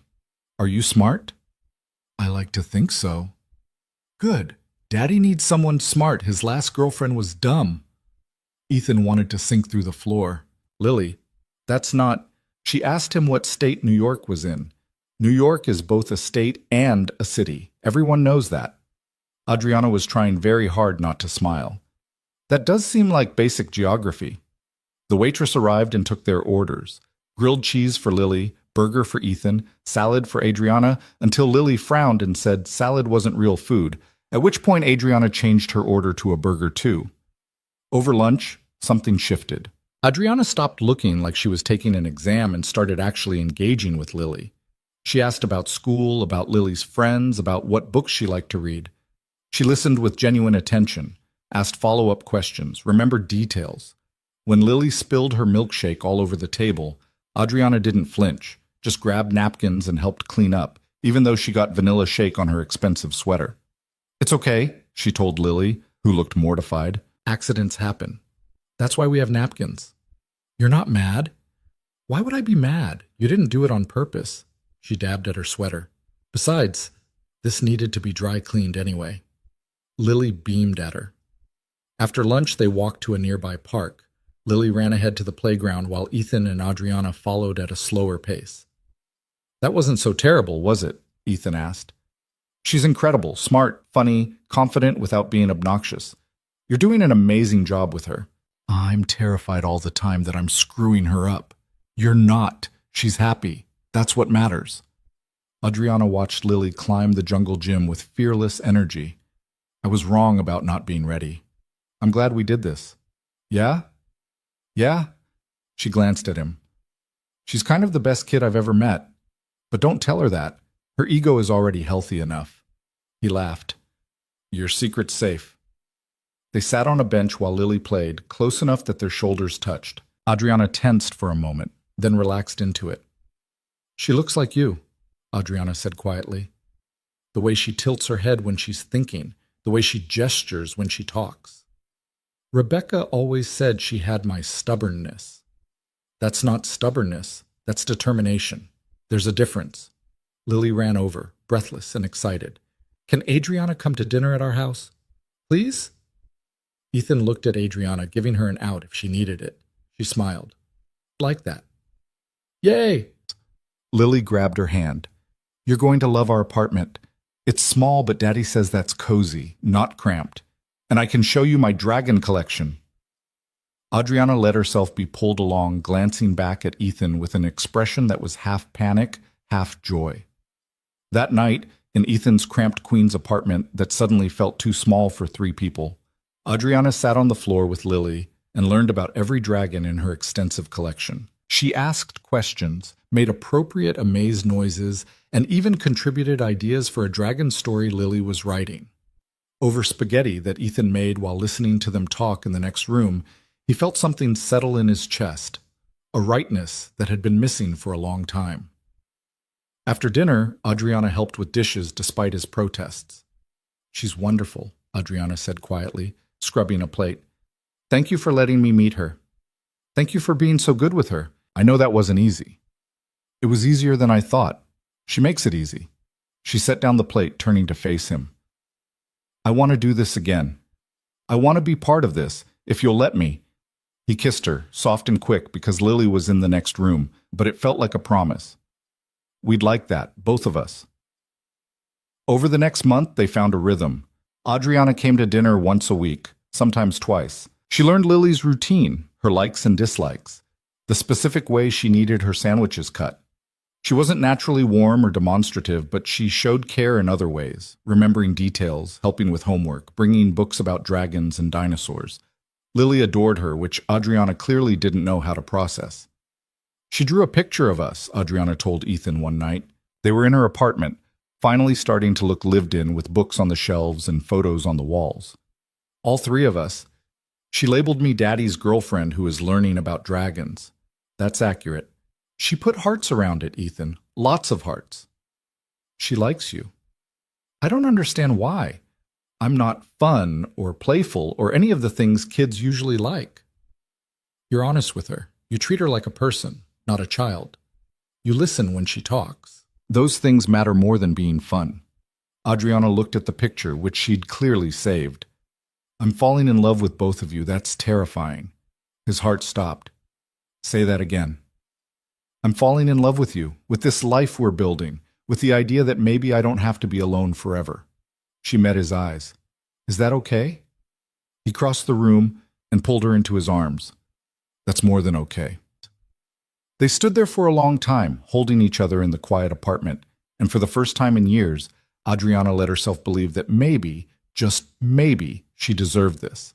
But happiness in stories is never simple, and theirs was about to get a lot more complicated. The crisis came on a Tuesday morning, 3 months into their relationship. Ethan arrived at the office to find chaos. The creative team was clustered around James's desk, voices tense. Michelle looked like she'd been crying. What's wrong? Ethan asked. Sarah turned to him, face pale. Jessica Warren is pulling the account. All 15 store rollouts, the entire contract. She says we breached the agreement. His stomach dropped. What? How? Someone leaked preliminary designs to one of her competitors. They launched a store concept that's almost identical to ours 3 days ago. Jessica thinks we sold her strategy. Not again. Not this again. Where's Adriana? Her office. She's on the phone with legal. He took the stairs 2 at a time, Patricia calling after him that Adriana didn't want to be disturbed. He didn't care. She was standing at her window when he entered, phone pressed to her ear, every line of her body rigid with fury. I don't care what it costs. Find out who did this and bury them. She ended the call, spun around, and saw Ethan. Not now. Jessica thinks we leaked her designs. I'm aware. I just spent 30 minutes listening to her accuse me of corporate espionage and professional sabotage. Her voice was ice, the warm woman from last night completely gone. This is going to destroy us, Ethan. Warren was our anchor account. Without it, we lose credibility, we lose revenue, and we probably lose half our staff. We'll figure it out. We did it before with Vandermeer. This is different. This is twice in 6 months. No one will trust us after this. We're finished. The defeat in her voice was awful to hear. He moved toward her, but she held up a hand. Don't. I need to think, and I can't think when you're close. Let me help. You can't help. No one can help. This is... She stopped, something crossing her face. The designs. You were the lead on that account. You had access to everything. The implication hit him like a slap. You think I leaked them? I think someone did. And statistically, the person with the most access is the most likely culprit. Are you serious right now? After everything, you think I'd sabotage you? I think people do terrible things when they're desperate. Your ex-wife is still writing hit pieces about the industry. Maybe she convinced you. Stop. His voice was sharp enough to make her flinch. I didn't leak anything. I would never hurt you like that. You said the same thing about Vandermeer, and I was innocent then too. Why is your first instinct always to assume the worst? Because experience has taught me that people are generally disappointing. She was yelling now, composure shattered. Everyone I've ever trusted has eventually used that trust against me. Why should you be different? Because I love you, you stubborn, terrified, impossible woman. The words came out raw, louder than he'd intended. I love you, and Lily loves you, and we're trying to build something real. But you keep waiting for me to betray you, looking for evidence that I'm going to destroy you, and I'm tired of defending myself against crimes I didn't commit. The office had gone silent around them. Ethan realized too late that Adriana's door was still open, and every employee in the vicinity had just heard him confess his love to their boss while she accused him of corporate espionage. Perfect. Just perfect. Adriana's face had gone white. Get out! Adriana, get out of my office. You're suspended pending investigation. Patricia will escort you out. You're making the same mistake you made before, pushing away the people who care about you because you're scared. I said get out! The pain in her eyes was as sharp as her voice, but he was too angry to care. Fine. But when you figure out I'm innocent, again, don't expect me to come running back. He stormed out, past Patricia, who looked sympathetic, past the creative team who wouldn't meet his eyes, past James, who actually smirked. In the elevator, reality crashed over him. He'd just been suspended for the second time. His relationship with Adriana had imploded in front of the entire office, and somewhere, someone was systematically destroying everything they'd built. His phone rang. Mrs. Chen. Ethan, I'm sorry to bother you, but Lily's school called. She's running a fever. They need you to pick her up. Because of course this day would get worse. I'll be there in 20 minutes. He picked up his sick daughter, took her home, and spent the afternoon holding her while she dozed fitfully, and he tried not to fall apart. When she woke up around dinner time, she looked at him with feverish eyes and asked, "Why are you sad, Daddy? Just a bad day at work, sweetheart. Did you and Adriana have a fight?" "Yeah, we did." Are you breaking up? The question was so direct it hurt. I don't know, baby. Maybe. Tears welled in Lily's eyes. But I like her. She was teaching me about constellations. I know you like her. I like her too. Then why are you fighting? Because she's scared. And when people are scared, they sometimes push away the things they love to keep from getting hurt. That's stupid. Despite everything, he smiled. Yeah, it kind of is. You should tell her you didn't do the bad thing, whatever the bad thing is. I did tell her. She doesn't believe me. Then you have to prove it, like a detective. Lily's fever-bright logic was surprisingly sound. Find out who really did it and show her. That's a good idea, but I don't know how. You're smart, Daddy. You'll figure it out. He held his daughter and wondered when 6-year-olds had gotten so wise. That night, after Lily finally fell asleep, he opened his laptop. If Adriana wasn't going to trust him, fine. He'd prove his innocence himself.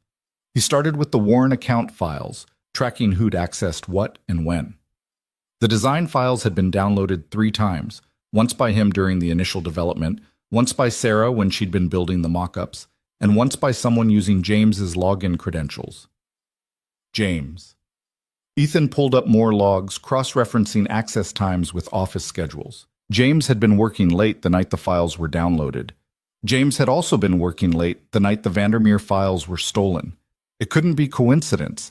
He dug deeper, searching through email threads and shared documents, found a pattern of James accessing confidential files right before major leaks or client issues, found inconsistencies in his project timelines that suggested he was spending time on things that weren't company business. By 2 a.m., Ethan had built a circumstantial case that James had been sabotaging the company for months, but he didn't have proof. Nothing definitive that would hold up in court or convince Adriana. He needed more. He called the one person who might be willing to help. "This better be important," Patricia answered, voice thick with sleep. "It's Ethan. I think James has been behind the leaks, both of them, but I need access to his computer to prove it." Silence. Then, "If I help you with this and you're wrong, I'll be fired too." "I know. I wouldn't ask if I wasn't sure." Another pause. "Meet me at the office at 6 a.m. before anyone else gets there. And Ethan, you break her heart again, and I'll break your legs. That woman has been through enough." "I'm not trying to break her heart. I'm trying to save it. We'll see." He didn't sleep. At 5:30 a.m., he left Lily with Mrs. Chen and headed to Manhattan. Patricia was waiting in the lobby, looking grim. "You have 1 hour. After that, security changes shifts and we'll have witnesses." She let him into James's office. His computer was password protected, but Patricia had access codes, perks of being Adriana's assistant for 5 years. Ethan went through files methodically, emails, documents, browsing history. And there, buried in a folder labeled Personal, he found it. Correspondence with Warren's competitor, with Vandermeer's competitor, with a journalist writing about industry practices. James had been selling information to anyone who would pay, funding a lifestyle his salary couldn't support, building relationships with competitors who might hire him away. He'd been sabotaging Blake Media Group for months, maybe years, and framing other people for his crimes. Ethan copied everything to a USB drive, documentation so thorough, even Adriana couldn't deny it. "Got it?" Patricia asked from the doorway. "Yeah, I got it." Oh, good. Now let's get out of here before... Before what? They both turned. Adriana was standing in the hallway, clearly having just arrived, coffee in hand and confusion on her face. "What's going on?" Ethan held up the USB drive. James has been leaking confidential information to competitors for months. I have proof. Emails, file transfers, payment records. He framed me for both leaks. Adriana's expression shifted from confusion to shock to cold fury in seconds. Show me. In her office, he walked her through everything he'd found. The emails arranging sales of confidential information. The payments to James's personal account. The pattern of access that aligned perfectly with every major crisis the company had faced. When he finished, Adriana was silent for a long time. "I'm sorry," she said finally, voice barely above a whisper. "I'm sorry I doubted you. Again, I'm sorry I accused you. I'm sorry I keep assuming the worst when you've given me every reason to trust you." Adriana, no, let me finish. She looked at him directly, eyes bright with unshed tears. "I've been waiting for you to leave since the day we met, expecting you to realize I'm too damaged, too difficult, too much work, so I kept testing you, pushing you away, trying to hurt you before you could hurt me. And you stayed anyway, even when I didn't deserve it. You deserve it. You've always deserved it. I don't know how to be loved without suspicion. I don't know how to trust without evidence. I don't know how to believe that someone might actually choose me, not in spite of my flaws, but because of the whole person I am." Her voice broke. "But I want to learn. If you'll still have me after I've been such a complete disaster." Ethan crossed the room and pulled her into his arms. She held on to him like he was the only thing keeping her from falling apart. "I'm sorry," she whispered against his chest. "I'm so sorry." "I know, it's okay. It's not okay. I hurt you. I hurt us. Then we'll fix it. Together." She pulled back to look at him. "How do you not hate me?" "Because I understand why you did it. Because I know what it cost you. And because I love you too much to let one fight destroy what we're building. Even after I suspended you twice for things you didn't do? Even after that, though maybe we could work on your investigation process." She laughed wetly. "Yeah, maybe we could." They stood there holding each other while dawn broke over Manhattan, and for the first time Adriana let herself believe that maybe someone could love her, not despite her walls, but enough to help her tear them down. But first, they had a saboteur to deal with. James was arrested that afternoon, led out in handcuffs while the entire office watched in stunned silence. Jessica Warren called within an hour of the news breaking, apologizing profusely and reinstating the contract. That night, Ethan brought Lily to Adriana's apartment. She'd been asking about the fight, worried they'd broken up. Adriana opened the door and immediately knelt down to Lily's level. "I owe you an apology," she said seriously. "I hurt your dad's feelings and made him sad. That wasn't fair to him, and it wasn't fair to you. I'm sorry." Lily studied her with those two wise eyes. "Are you going to do it again?" "I'm going to try very hard not to, but sometimes I make mistakes when I'm scared." "What are you scared of?" "Losing people I love, like you and your dad." Lily thought about this, then hugged her. "You won't lose us.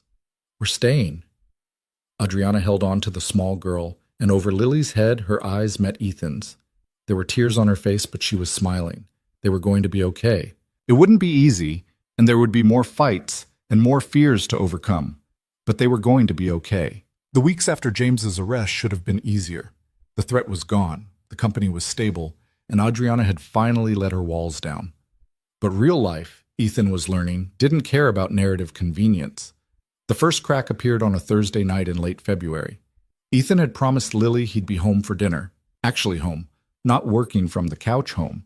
And he'd meant it. But Jessica Warren had called at 4:30 with concerns about the Brooklyn store launch, and by the time he looked up from the conference call, it was 7:15.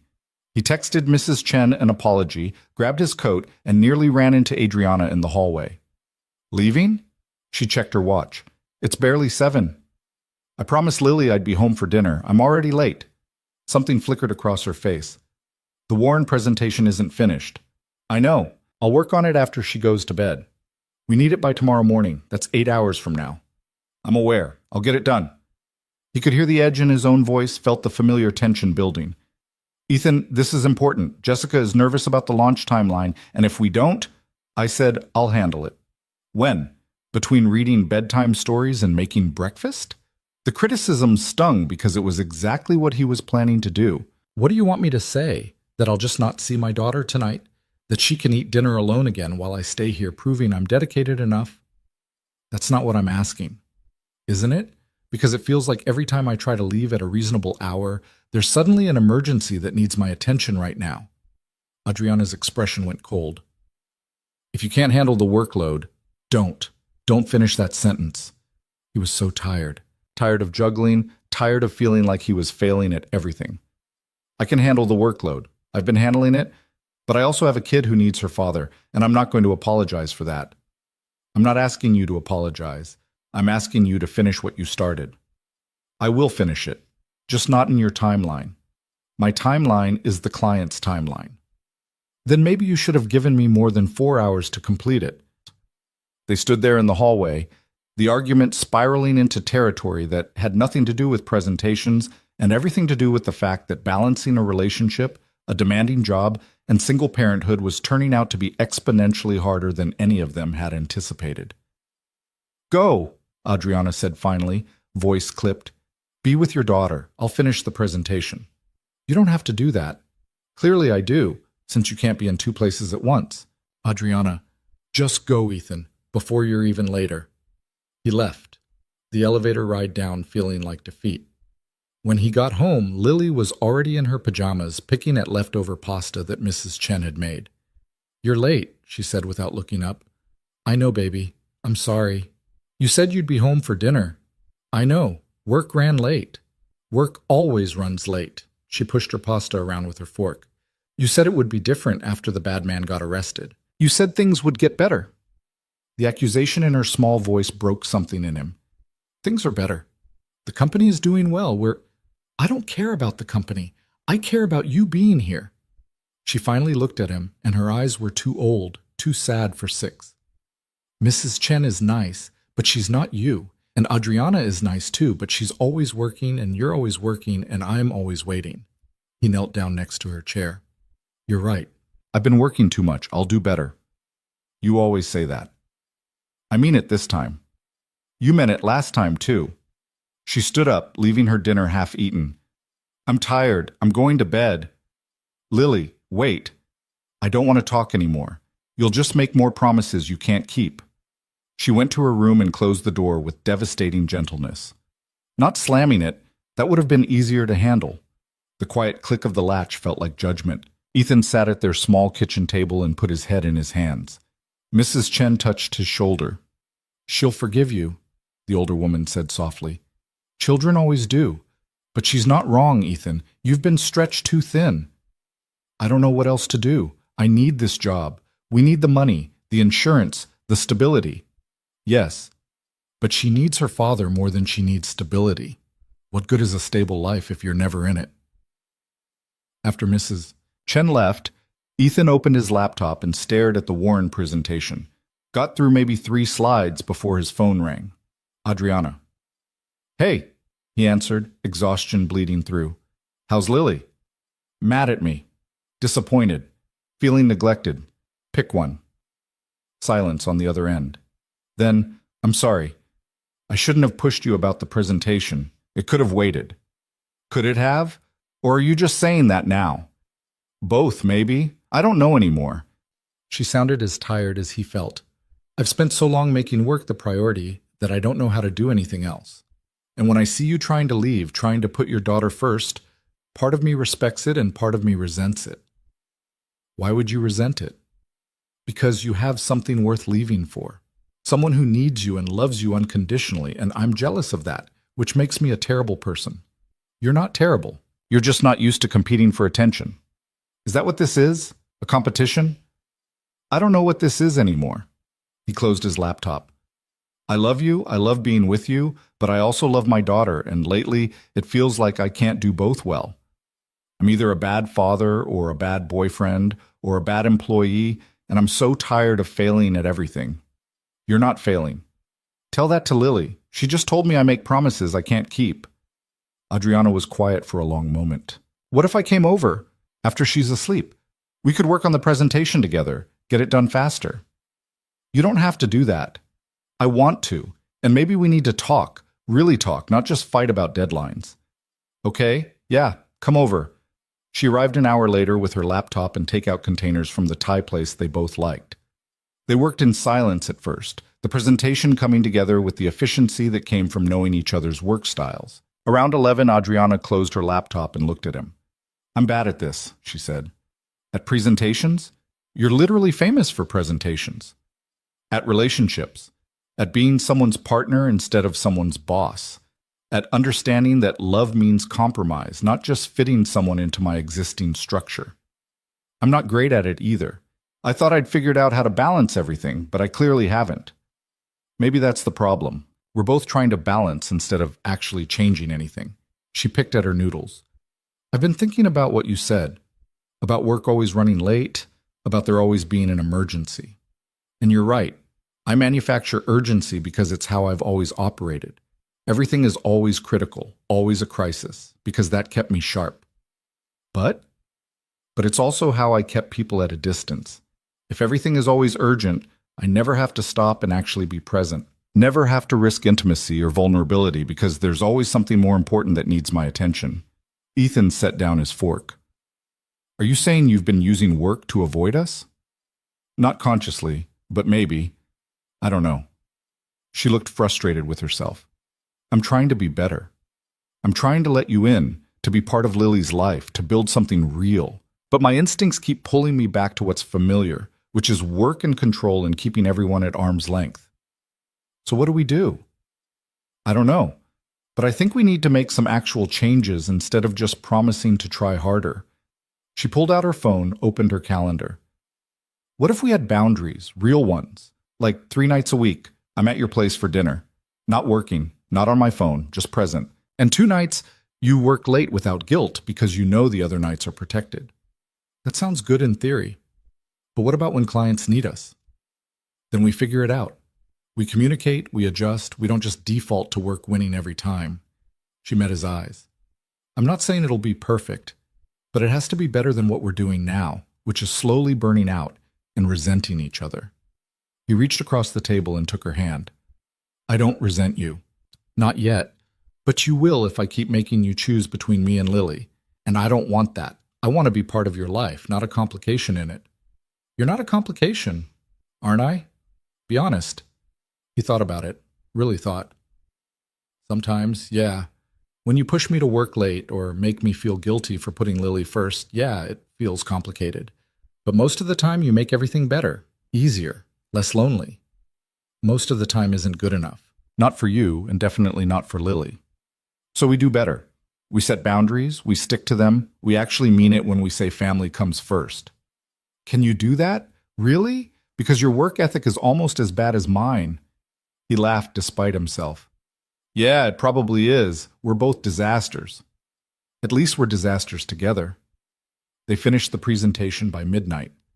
Before Adriana left, she looked toward Lily's closed bedroom door. "Is she really okay? What she said about you making promises you can't keep?" "No, she's not okay. But she will be if I actually follow through this time." He walked Adriana to the door. "Thank you for coming over, for helping, for being honest about the work thing. Thank you for not giving up on me when I make it hard."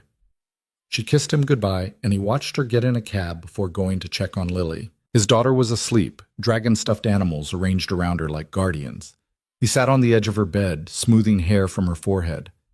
"I'll do better," he whispered. "I promise. And this time I mean it." The next morning he made pancakes before school. Lily was still quiet, still wary, but she ate breakfast with him and let him walk her to the bus stop. "I talked to Adriana last night," he said as they waited. "We're making some changes. I'm going to be home for dinner at least 3 nights a week. Real dinner, where I'm actually there, not working. You promise?"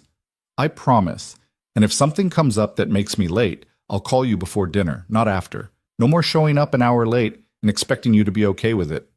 She considered this. "What about Adriana? Does she promise too?" "Yeah, she does." "Okay." Lily spotted her bus approaching.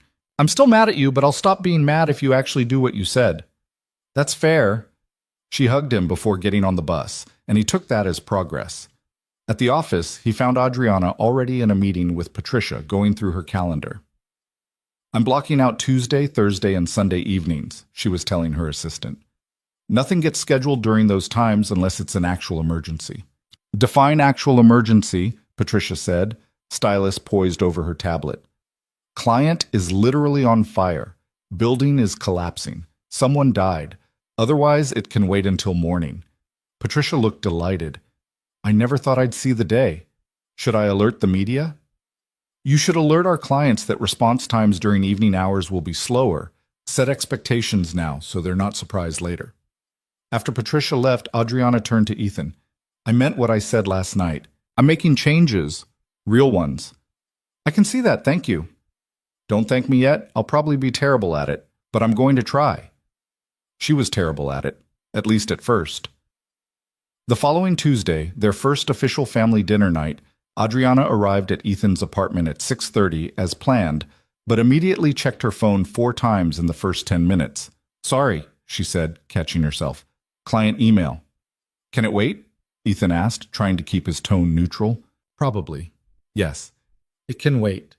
She put her phone face down on the counter. How was your day, Lily? Good.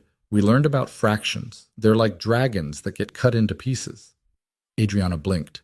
That's one way to think about fractions. My teacher said it was creative. Do you know about fractions? I do.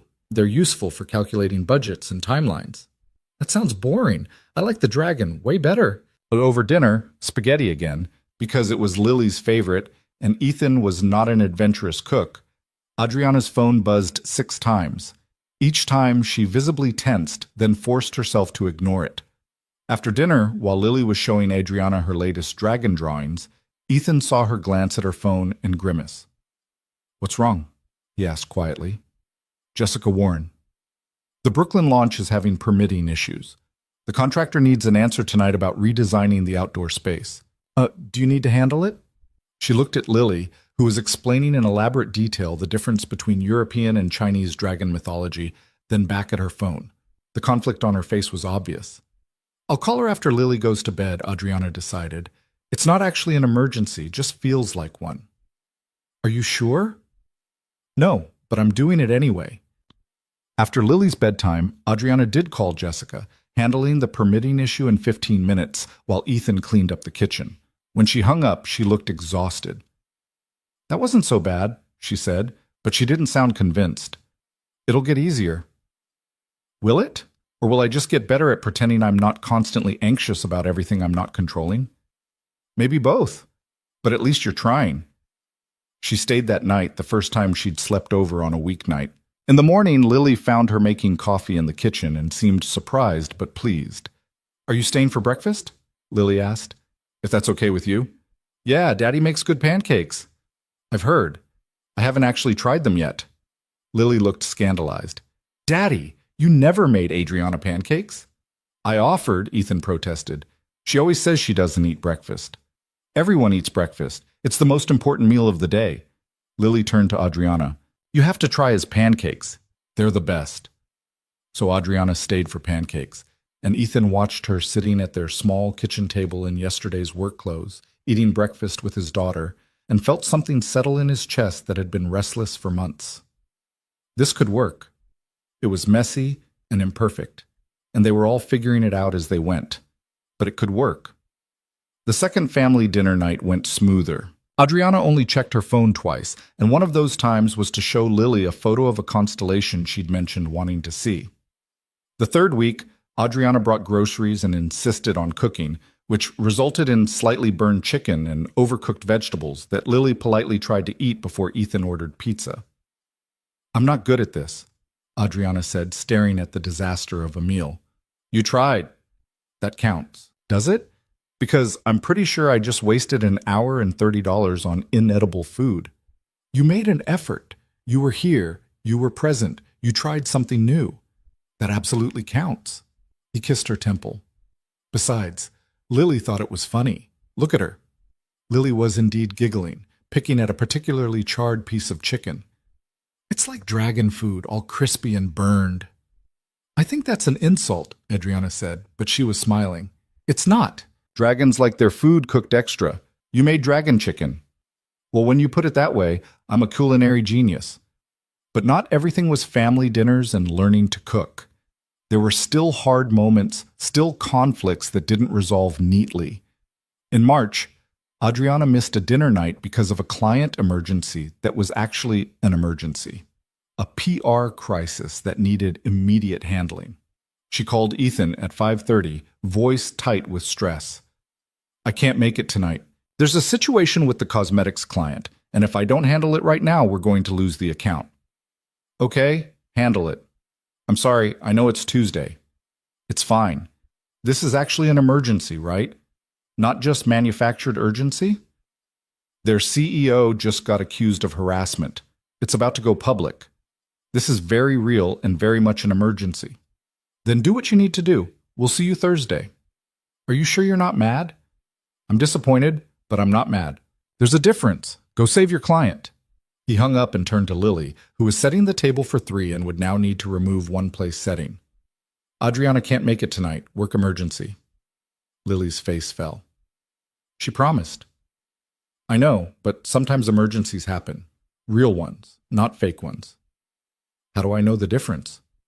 It was a fair question. When it's real, she sounds stressed instead of just busy. And when it's real, she calls before dinner instead of just not showing up. "Is she going to stop coming to dinner?" "No, she'll be here Thursday. This is just one night." "Okay." But Lily looked uncertain, and Ethan couldn't blame her. Thursday, Adriana arrived with flowers for Lily and obvious guilt. "I'm sorry about Tuesday," she told Lily immediately. "I wanted to be here. Daddy said it was a real emergency." "It was, but I still wish I could have been in 2 places at once." "That's impossible. You can only be in one place." Lily accepted the flowers. Daisies, her favorite. "Did you fix the problem?" "Mostly. The CEO is going to make a public apology and step down temporarily. It's not perfect, but it's better than it was." "That's good. Do you want to see my science project?" Just like that, she was forgiven. Ethan wished he could move past disappointments that quickly. Later, after Lily was asleep, Adriana sat with Ethan on the couch, her head on his shoulder. "I hate missing dinner," she said. "I hate disappointing her. It's going to happen sometimes. We knew that going in. It still feels terrible, and I worry that she'll start to expect me to let her down the way she expects it from you sometimes." The words stung because they were true. "I'm working on that. We both are." "Are we doing enough? Is any of this enough?" "I don't know. But it's more than we were doing before, and that has to count for something." She tilted her head to look at him. "Do you ever regret this? Getting involved with me, bringing me into Lily's life, making everything more complicated?" "No, never." He meant it. "Do you regret it?" "Sometimes I regret how hard I've made it. But no, I don't regret being here. Even when I screw up, even when I miss dinner or say the wrong thing or burn chicken so badly it's inedible, I don't regret it. This is the first time in my life I've felt like I'm part of something instead of just managing it from the outside." "You are part of something. You're part of this family, messy and imperfect as it is." She kissed him, soft and grateful. "I love you. I don't say it enough, but I do." "I know. I love you too." They sat there in comfortable silence, and Ethan thought maybe this was what relationships actually looked like. Not perfect, not without conflict, but worth fighting for anyway. The real test came in April. Rebecca called out of nowhere, asking to see Lily for her spring break week. Not asking, really. Informing. She was coming to New York for work and wanted Lily to stay with her at her hotel. "I haven't seen her since Christmas," Rebecca said, like this was Ethan's fault somehow. "I'm her mother. I have rights. You also have responsibilities, which you mostly ignore except when it's convenient for you. Don't start with me, Ethan. I'm not asking for your permission. I'm telling you I'm exercising my custody time." They argued for 20 minutes before he agreed, mostly because fighting with Rebecca was exhausting and ultimately pointless. She'd been a mediocre mother when they were married and an absent one after the divorce, but she was still Lily's mother. He told Adriana that night over dinner at her apartment, which finally looked like someone actually lived in it. She just calls and expects Lily to drop everything? That's Rebecca. Everything is about her schedule, her needs, her career. Lily is an accessory she remembers she has occasionally. How does Lily feel about it? I haven't told her yet. I wanted to talk to you first. Adriana looked surprised. Why? Because you're part of this too. And because this means I won't see Lily for a week, which means I'll probably end up working late every night, which affects you. I can handle you working late. Can you? Because we just spent 2 months establishing boundaries, and now I'm telling you I'm going to blow right through them. That's different. This is about Lily seeing her mother, not about you choosing work over us. She came to sit next to him on the couch. How are you feeling about it? Angry? Jealous? Worried that Rebecca will say something that makes Lily feel like I'm the reason her mother isn't around more? Guilty that I'm relieved to have a week where I can just focus on work without feeling like I'm failing anyone? That's a lot of feelings. Yeah. Welcome to co-parenting with an ex who lives 3,000 miles away and calls twice a year. Is there anything I can do?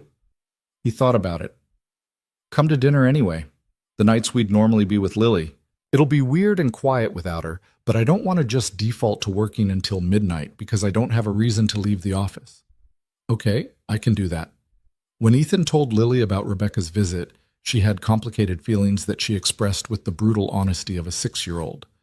I want to see Mommy, but I also don't want to because she always says she'll do things and then she doesn't. I know, baby. Last time she was supposed to take me to Disneyland and we just stayed at her apartment and she worked the whole time. This time will be different. She's coming here specifically to see you. But what if she doesn't? What if she's just saying that and then she'll be busy? Then you call me and I'll come get you. I promise. Can Adriana come too? If Mommy is busy? It was the first time Lily had specifically asked for Adriana when she was upset, and Ethan saw what it meant. His daughter was starting to trust her, to see her as someone stable and present. Yeah, Adriana can come too. The week Rebecca had Lily was strange. Ethan worked late every night, but Adriana still came over for dinner, bringing takeout or cooking simple meals they ate together in his quiet apartment. It's weird without her, Adriana said on the third night, looking at Lily's empty chair. Yeah. Do you think she's okay? I don't know. Rebecca hasn't called with any disasters, so probably. His phone rang right then, displaying Rebecca's number. He answered immediately. What's wrong? Nothing's wrong. Lily wanted to talk to you. There was shuffling, then his daughter's voice. Daddy? Hey, sweetheart, how's it going? It's okay. We went to the Museum of Natural History today. Mommy said it was educational. Did you like it? Yeah, they have dinosaurs, but Mommy got a work call in the middle and we had to leave early. Of course they did. I'm sorry, baby. It's okay. She said we can go back tomorrow, but I don't think we will. She has meetings. Ethan's jaw clenched. Do you want to come home? No, I want to stay with Mommy. I just miss you and Adriana. Is she there? He handed the phone to Adriana, who looked surprised but took it. Hi, Lily. How are the dinosaurs? Ethan couldn't hear his daughter's response, but he watched Adriana's face soften as she listened. That sounds really cool. I'd love to see pictures. Yes, I'm taking care of your dad. We had Thai food tonight. No, he's not working too much. Well, maybe a little, but I'm making sure he eats dinner. Okay, sweetheart, I'll see you when you get back. Have fun with your mom. She handed the phone back to Ethan. She okay? He asked Lily. Yeah, I just wanted to hear your voices. Can I call tomorrow? Anytime you want. I love you. Love you too, Daddy. After he hung up, Adriana was quiet. What's wrong? He asked. Nothing. I'm just thinking about how she called for both of us. Not just you, us. Is that okay? It's more than okay. It's terrifying and wonderful at the same time. She looked at him. I'm falling in love with that kid. I didn't plan to. I don't know if I'm any good at it, but I am. She's falling in love with you too. How do you know? Because she asked for you. Because she wanted to hear your voice when she was feeling unsure. Because she trusts you to take care of me when she can't be here to do it herself.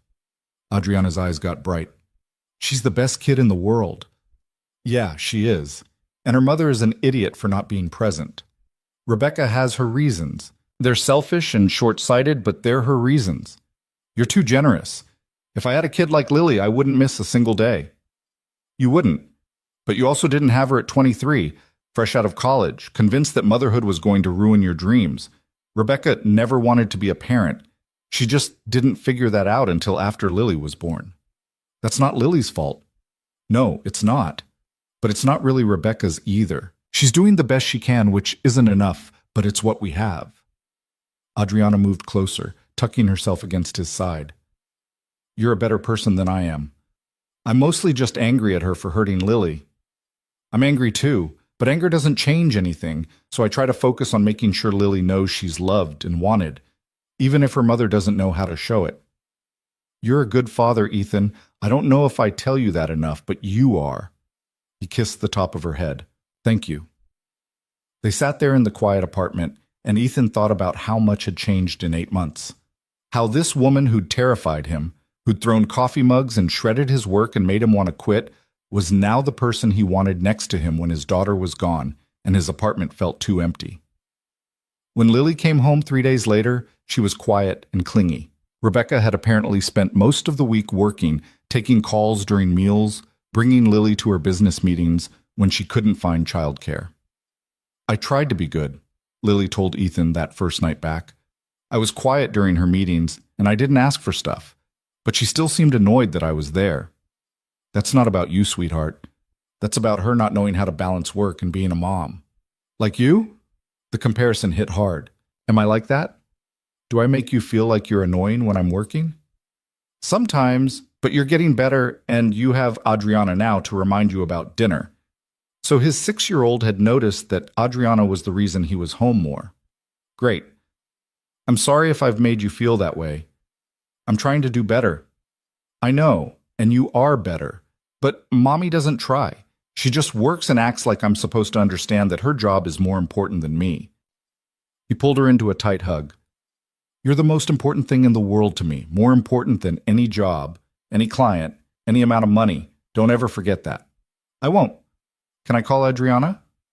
She's probably still at the office. Can I text her? I want to show her the dinosaur pictures.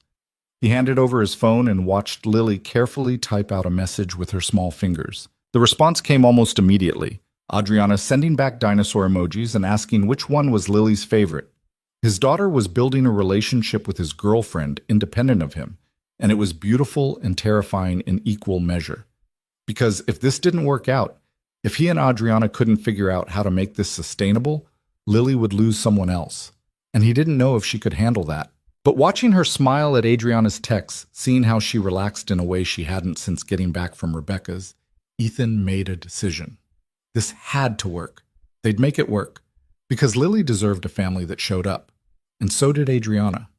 And so honestly, did he. The changes didn't happen overnight. They happened in small moments over the next 6 months. Adriana learning to silence her phone during dinner, Ethan leaving the office at 6 without guilt, Lily starting to believe that the adults in her life would actually keep their promises. There were still hard days.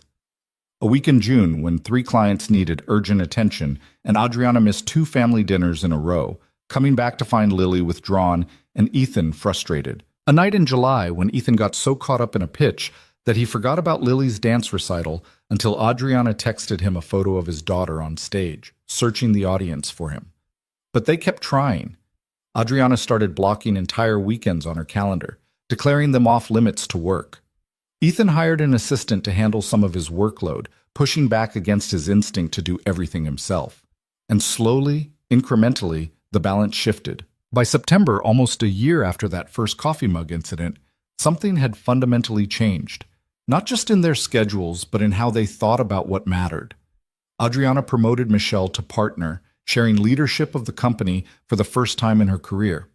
It terrified her, letting go of control, trusting someone else with her life's work. But it also freed her to actually have a life outside the office. Ethan took Lily to school most mornings now, and Adriana picked her up twice a week, the two of them stopping for hot chocolate and talking about constellations or dragons or whatever had captured Lily's imagination that day. On a Saturday in late October, exactly 1 year after that kiss in Adriana's office, when everything had exploded and then reformed into something real, Ethan asked Lily for permission. I want to ask Adriana to marry me. What do you think? Lily looked up from her drawing, completely unsurprised. Finally, I thought you'd never ask. He laughed. You knew? Daddy, everyone knows. You look at her like she's magic. She kind of is. So when are you asking her? I was thinking next weekend. We could go to the park, the 3 of us, and I could ask her there. That's boring. Lily said it with the authority of someone who'd clearly been thinking about this. You should do it at the office. Where you met, where she threw the coffee at you. She threw it near me, not at me. Whatever, that's where your story started. That's where it should get to the next part. His daughter was 7 now, and somehow wiser than he'd ever been at twice her age. So the following Monday, Ethan waited until the office cleared out, until it was just him and Adriana reviewing plans for a new campaign. Patricia had helped him, making sure they'd be alone, making sure the moment would be private. "I've been thinking," he said, closing his laptop, "about the campaign, because I think the messaging needs not about the campaign, about us." She looked up, caught something in his voice. "Okay. A year ago, you threw a coffee mug at my head and told me my work was garbage. I said near your head, and your work was good, just not finished. You terrified me, made me want to quit, made me wonder if I'd made a huge mistake taking this job. Is this going somewhere positive? Because so far it's not great." He smiled, reached into his pocket. "But you also challenged me, pushed me, made me better at everything, my work, my parenting, my life. You let me see the person underneath all that armor, and she's incredible, difficult and demanding and still kind of scary, but incredible." Adriana's eyes widened as he dropped to one knee. "I don't want easy. I don't want simple. I want you exactly as you are. Burnt chicken and manufactured urgencies and all. I want family dinners and late-night work sessions and teaching Lily about constellations together. I want to build a life with you, not just a relationship squeezed into the margins of our schedules." He pulled out the ring, simple, elegant, nothing ostentatious because that wasn't her style. "Adriana Blake, will you marry me? Will you stay?" She was crying, which he'd only seen her do a handful of times. "That's not fair. Using my own words against me. Is that a yes?" "Of course it's a yes, you impossible man." She pulled him up and kissed him hard, the ring box pressed between them. "Yes. 1,000 times, yes." He slipped the ring on her finger, and she stared at it like she couldn't quite believe it was real. Lily knew, didn't she? "She told me to propose here, said this is where our story started. She's too smart for her own good. She gets that from you." Adriana laughed through her tears. "I'm going to be someone's stepmother. That's terrifying." "You're already someone's stepmother. This just makes it official. I'm going to mess it up sometimes. I'm going to prioritize work when I shouldn't. I'm going to say the wrong thing. You're going to be human. We all are. But we'll figure it out together." She kissed him again, softer this time. "I love you. I love both of you. And I promise to keep trying, to keep showing up, even when it's hard. That's all anyone can promise." They went to pick up Lily together, who took one look at Adriana's hand and squealed so loud the other parent stared. "You said yes! I knew you'd say yes!" "How did you know?" Adriana asked, kneeling down. "Because you love us, and we love you. That's what families do. They stay together." Adriana pulled Lily into a hug, and Ethan watched the two most important people in his life holding each other and felt something settle that had been searching for a long time. They got married 6 months later in a small ceremony, just close friends, Patricia crying in the front row, Lily as flower girl taking her job with utmost seriousness. Nothing fancy, nothing perfect, just real. At the reception, Lily gave a speech that she'd written herself. "When Daddy first told me about Adriana, he said she was scary. And she kind of is, but she's also the person who taught me about stars, and who comes to my school plays even when she has important meetings, and who makes really bad chicken, but keeps trying anyway. She's family now, our family. And I'm really happy she's staying." There wasn't a dry eye in the room. Later, dancing with Adriana while Lily spun in circles with Mrs. Chen, Ethan thought about how far they'd come. From that first brutal presentation to this moment, from fear and suspicion to trust and love. "What are you thinking?" Adriana asked. "That if you hadn't thrown that coffee mug, we might never have gotten here. I should throw things more often. Please don't. Our lives are complicated enough." She laughed, and it was the sound of someone who'd finally let themselves be happy.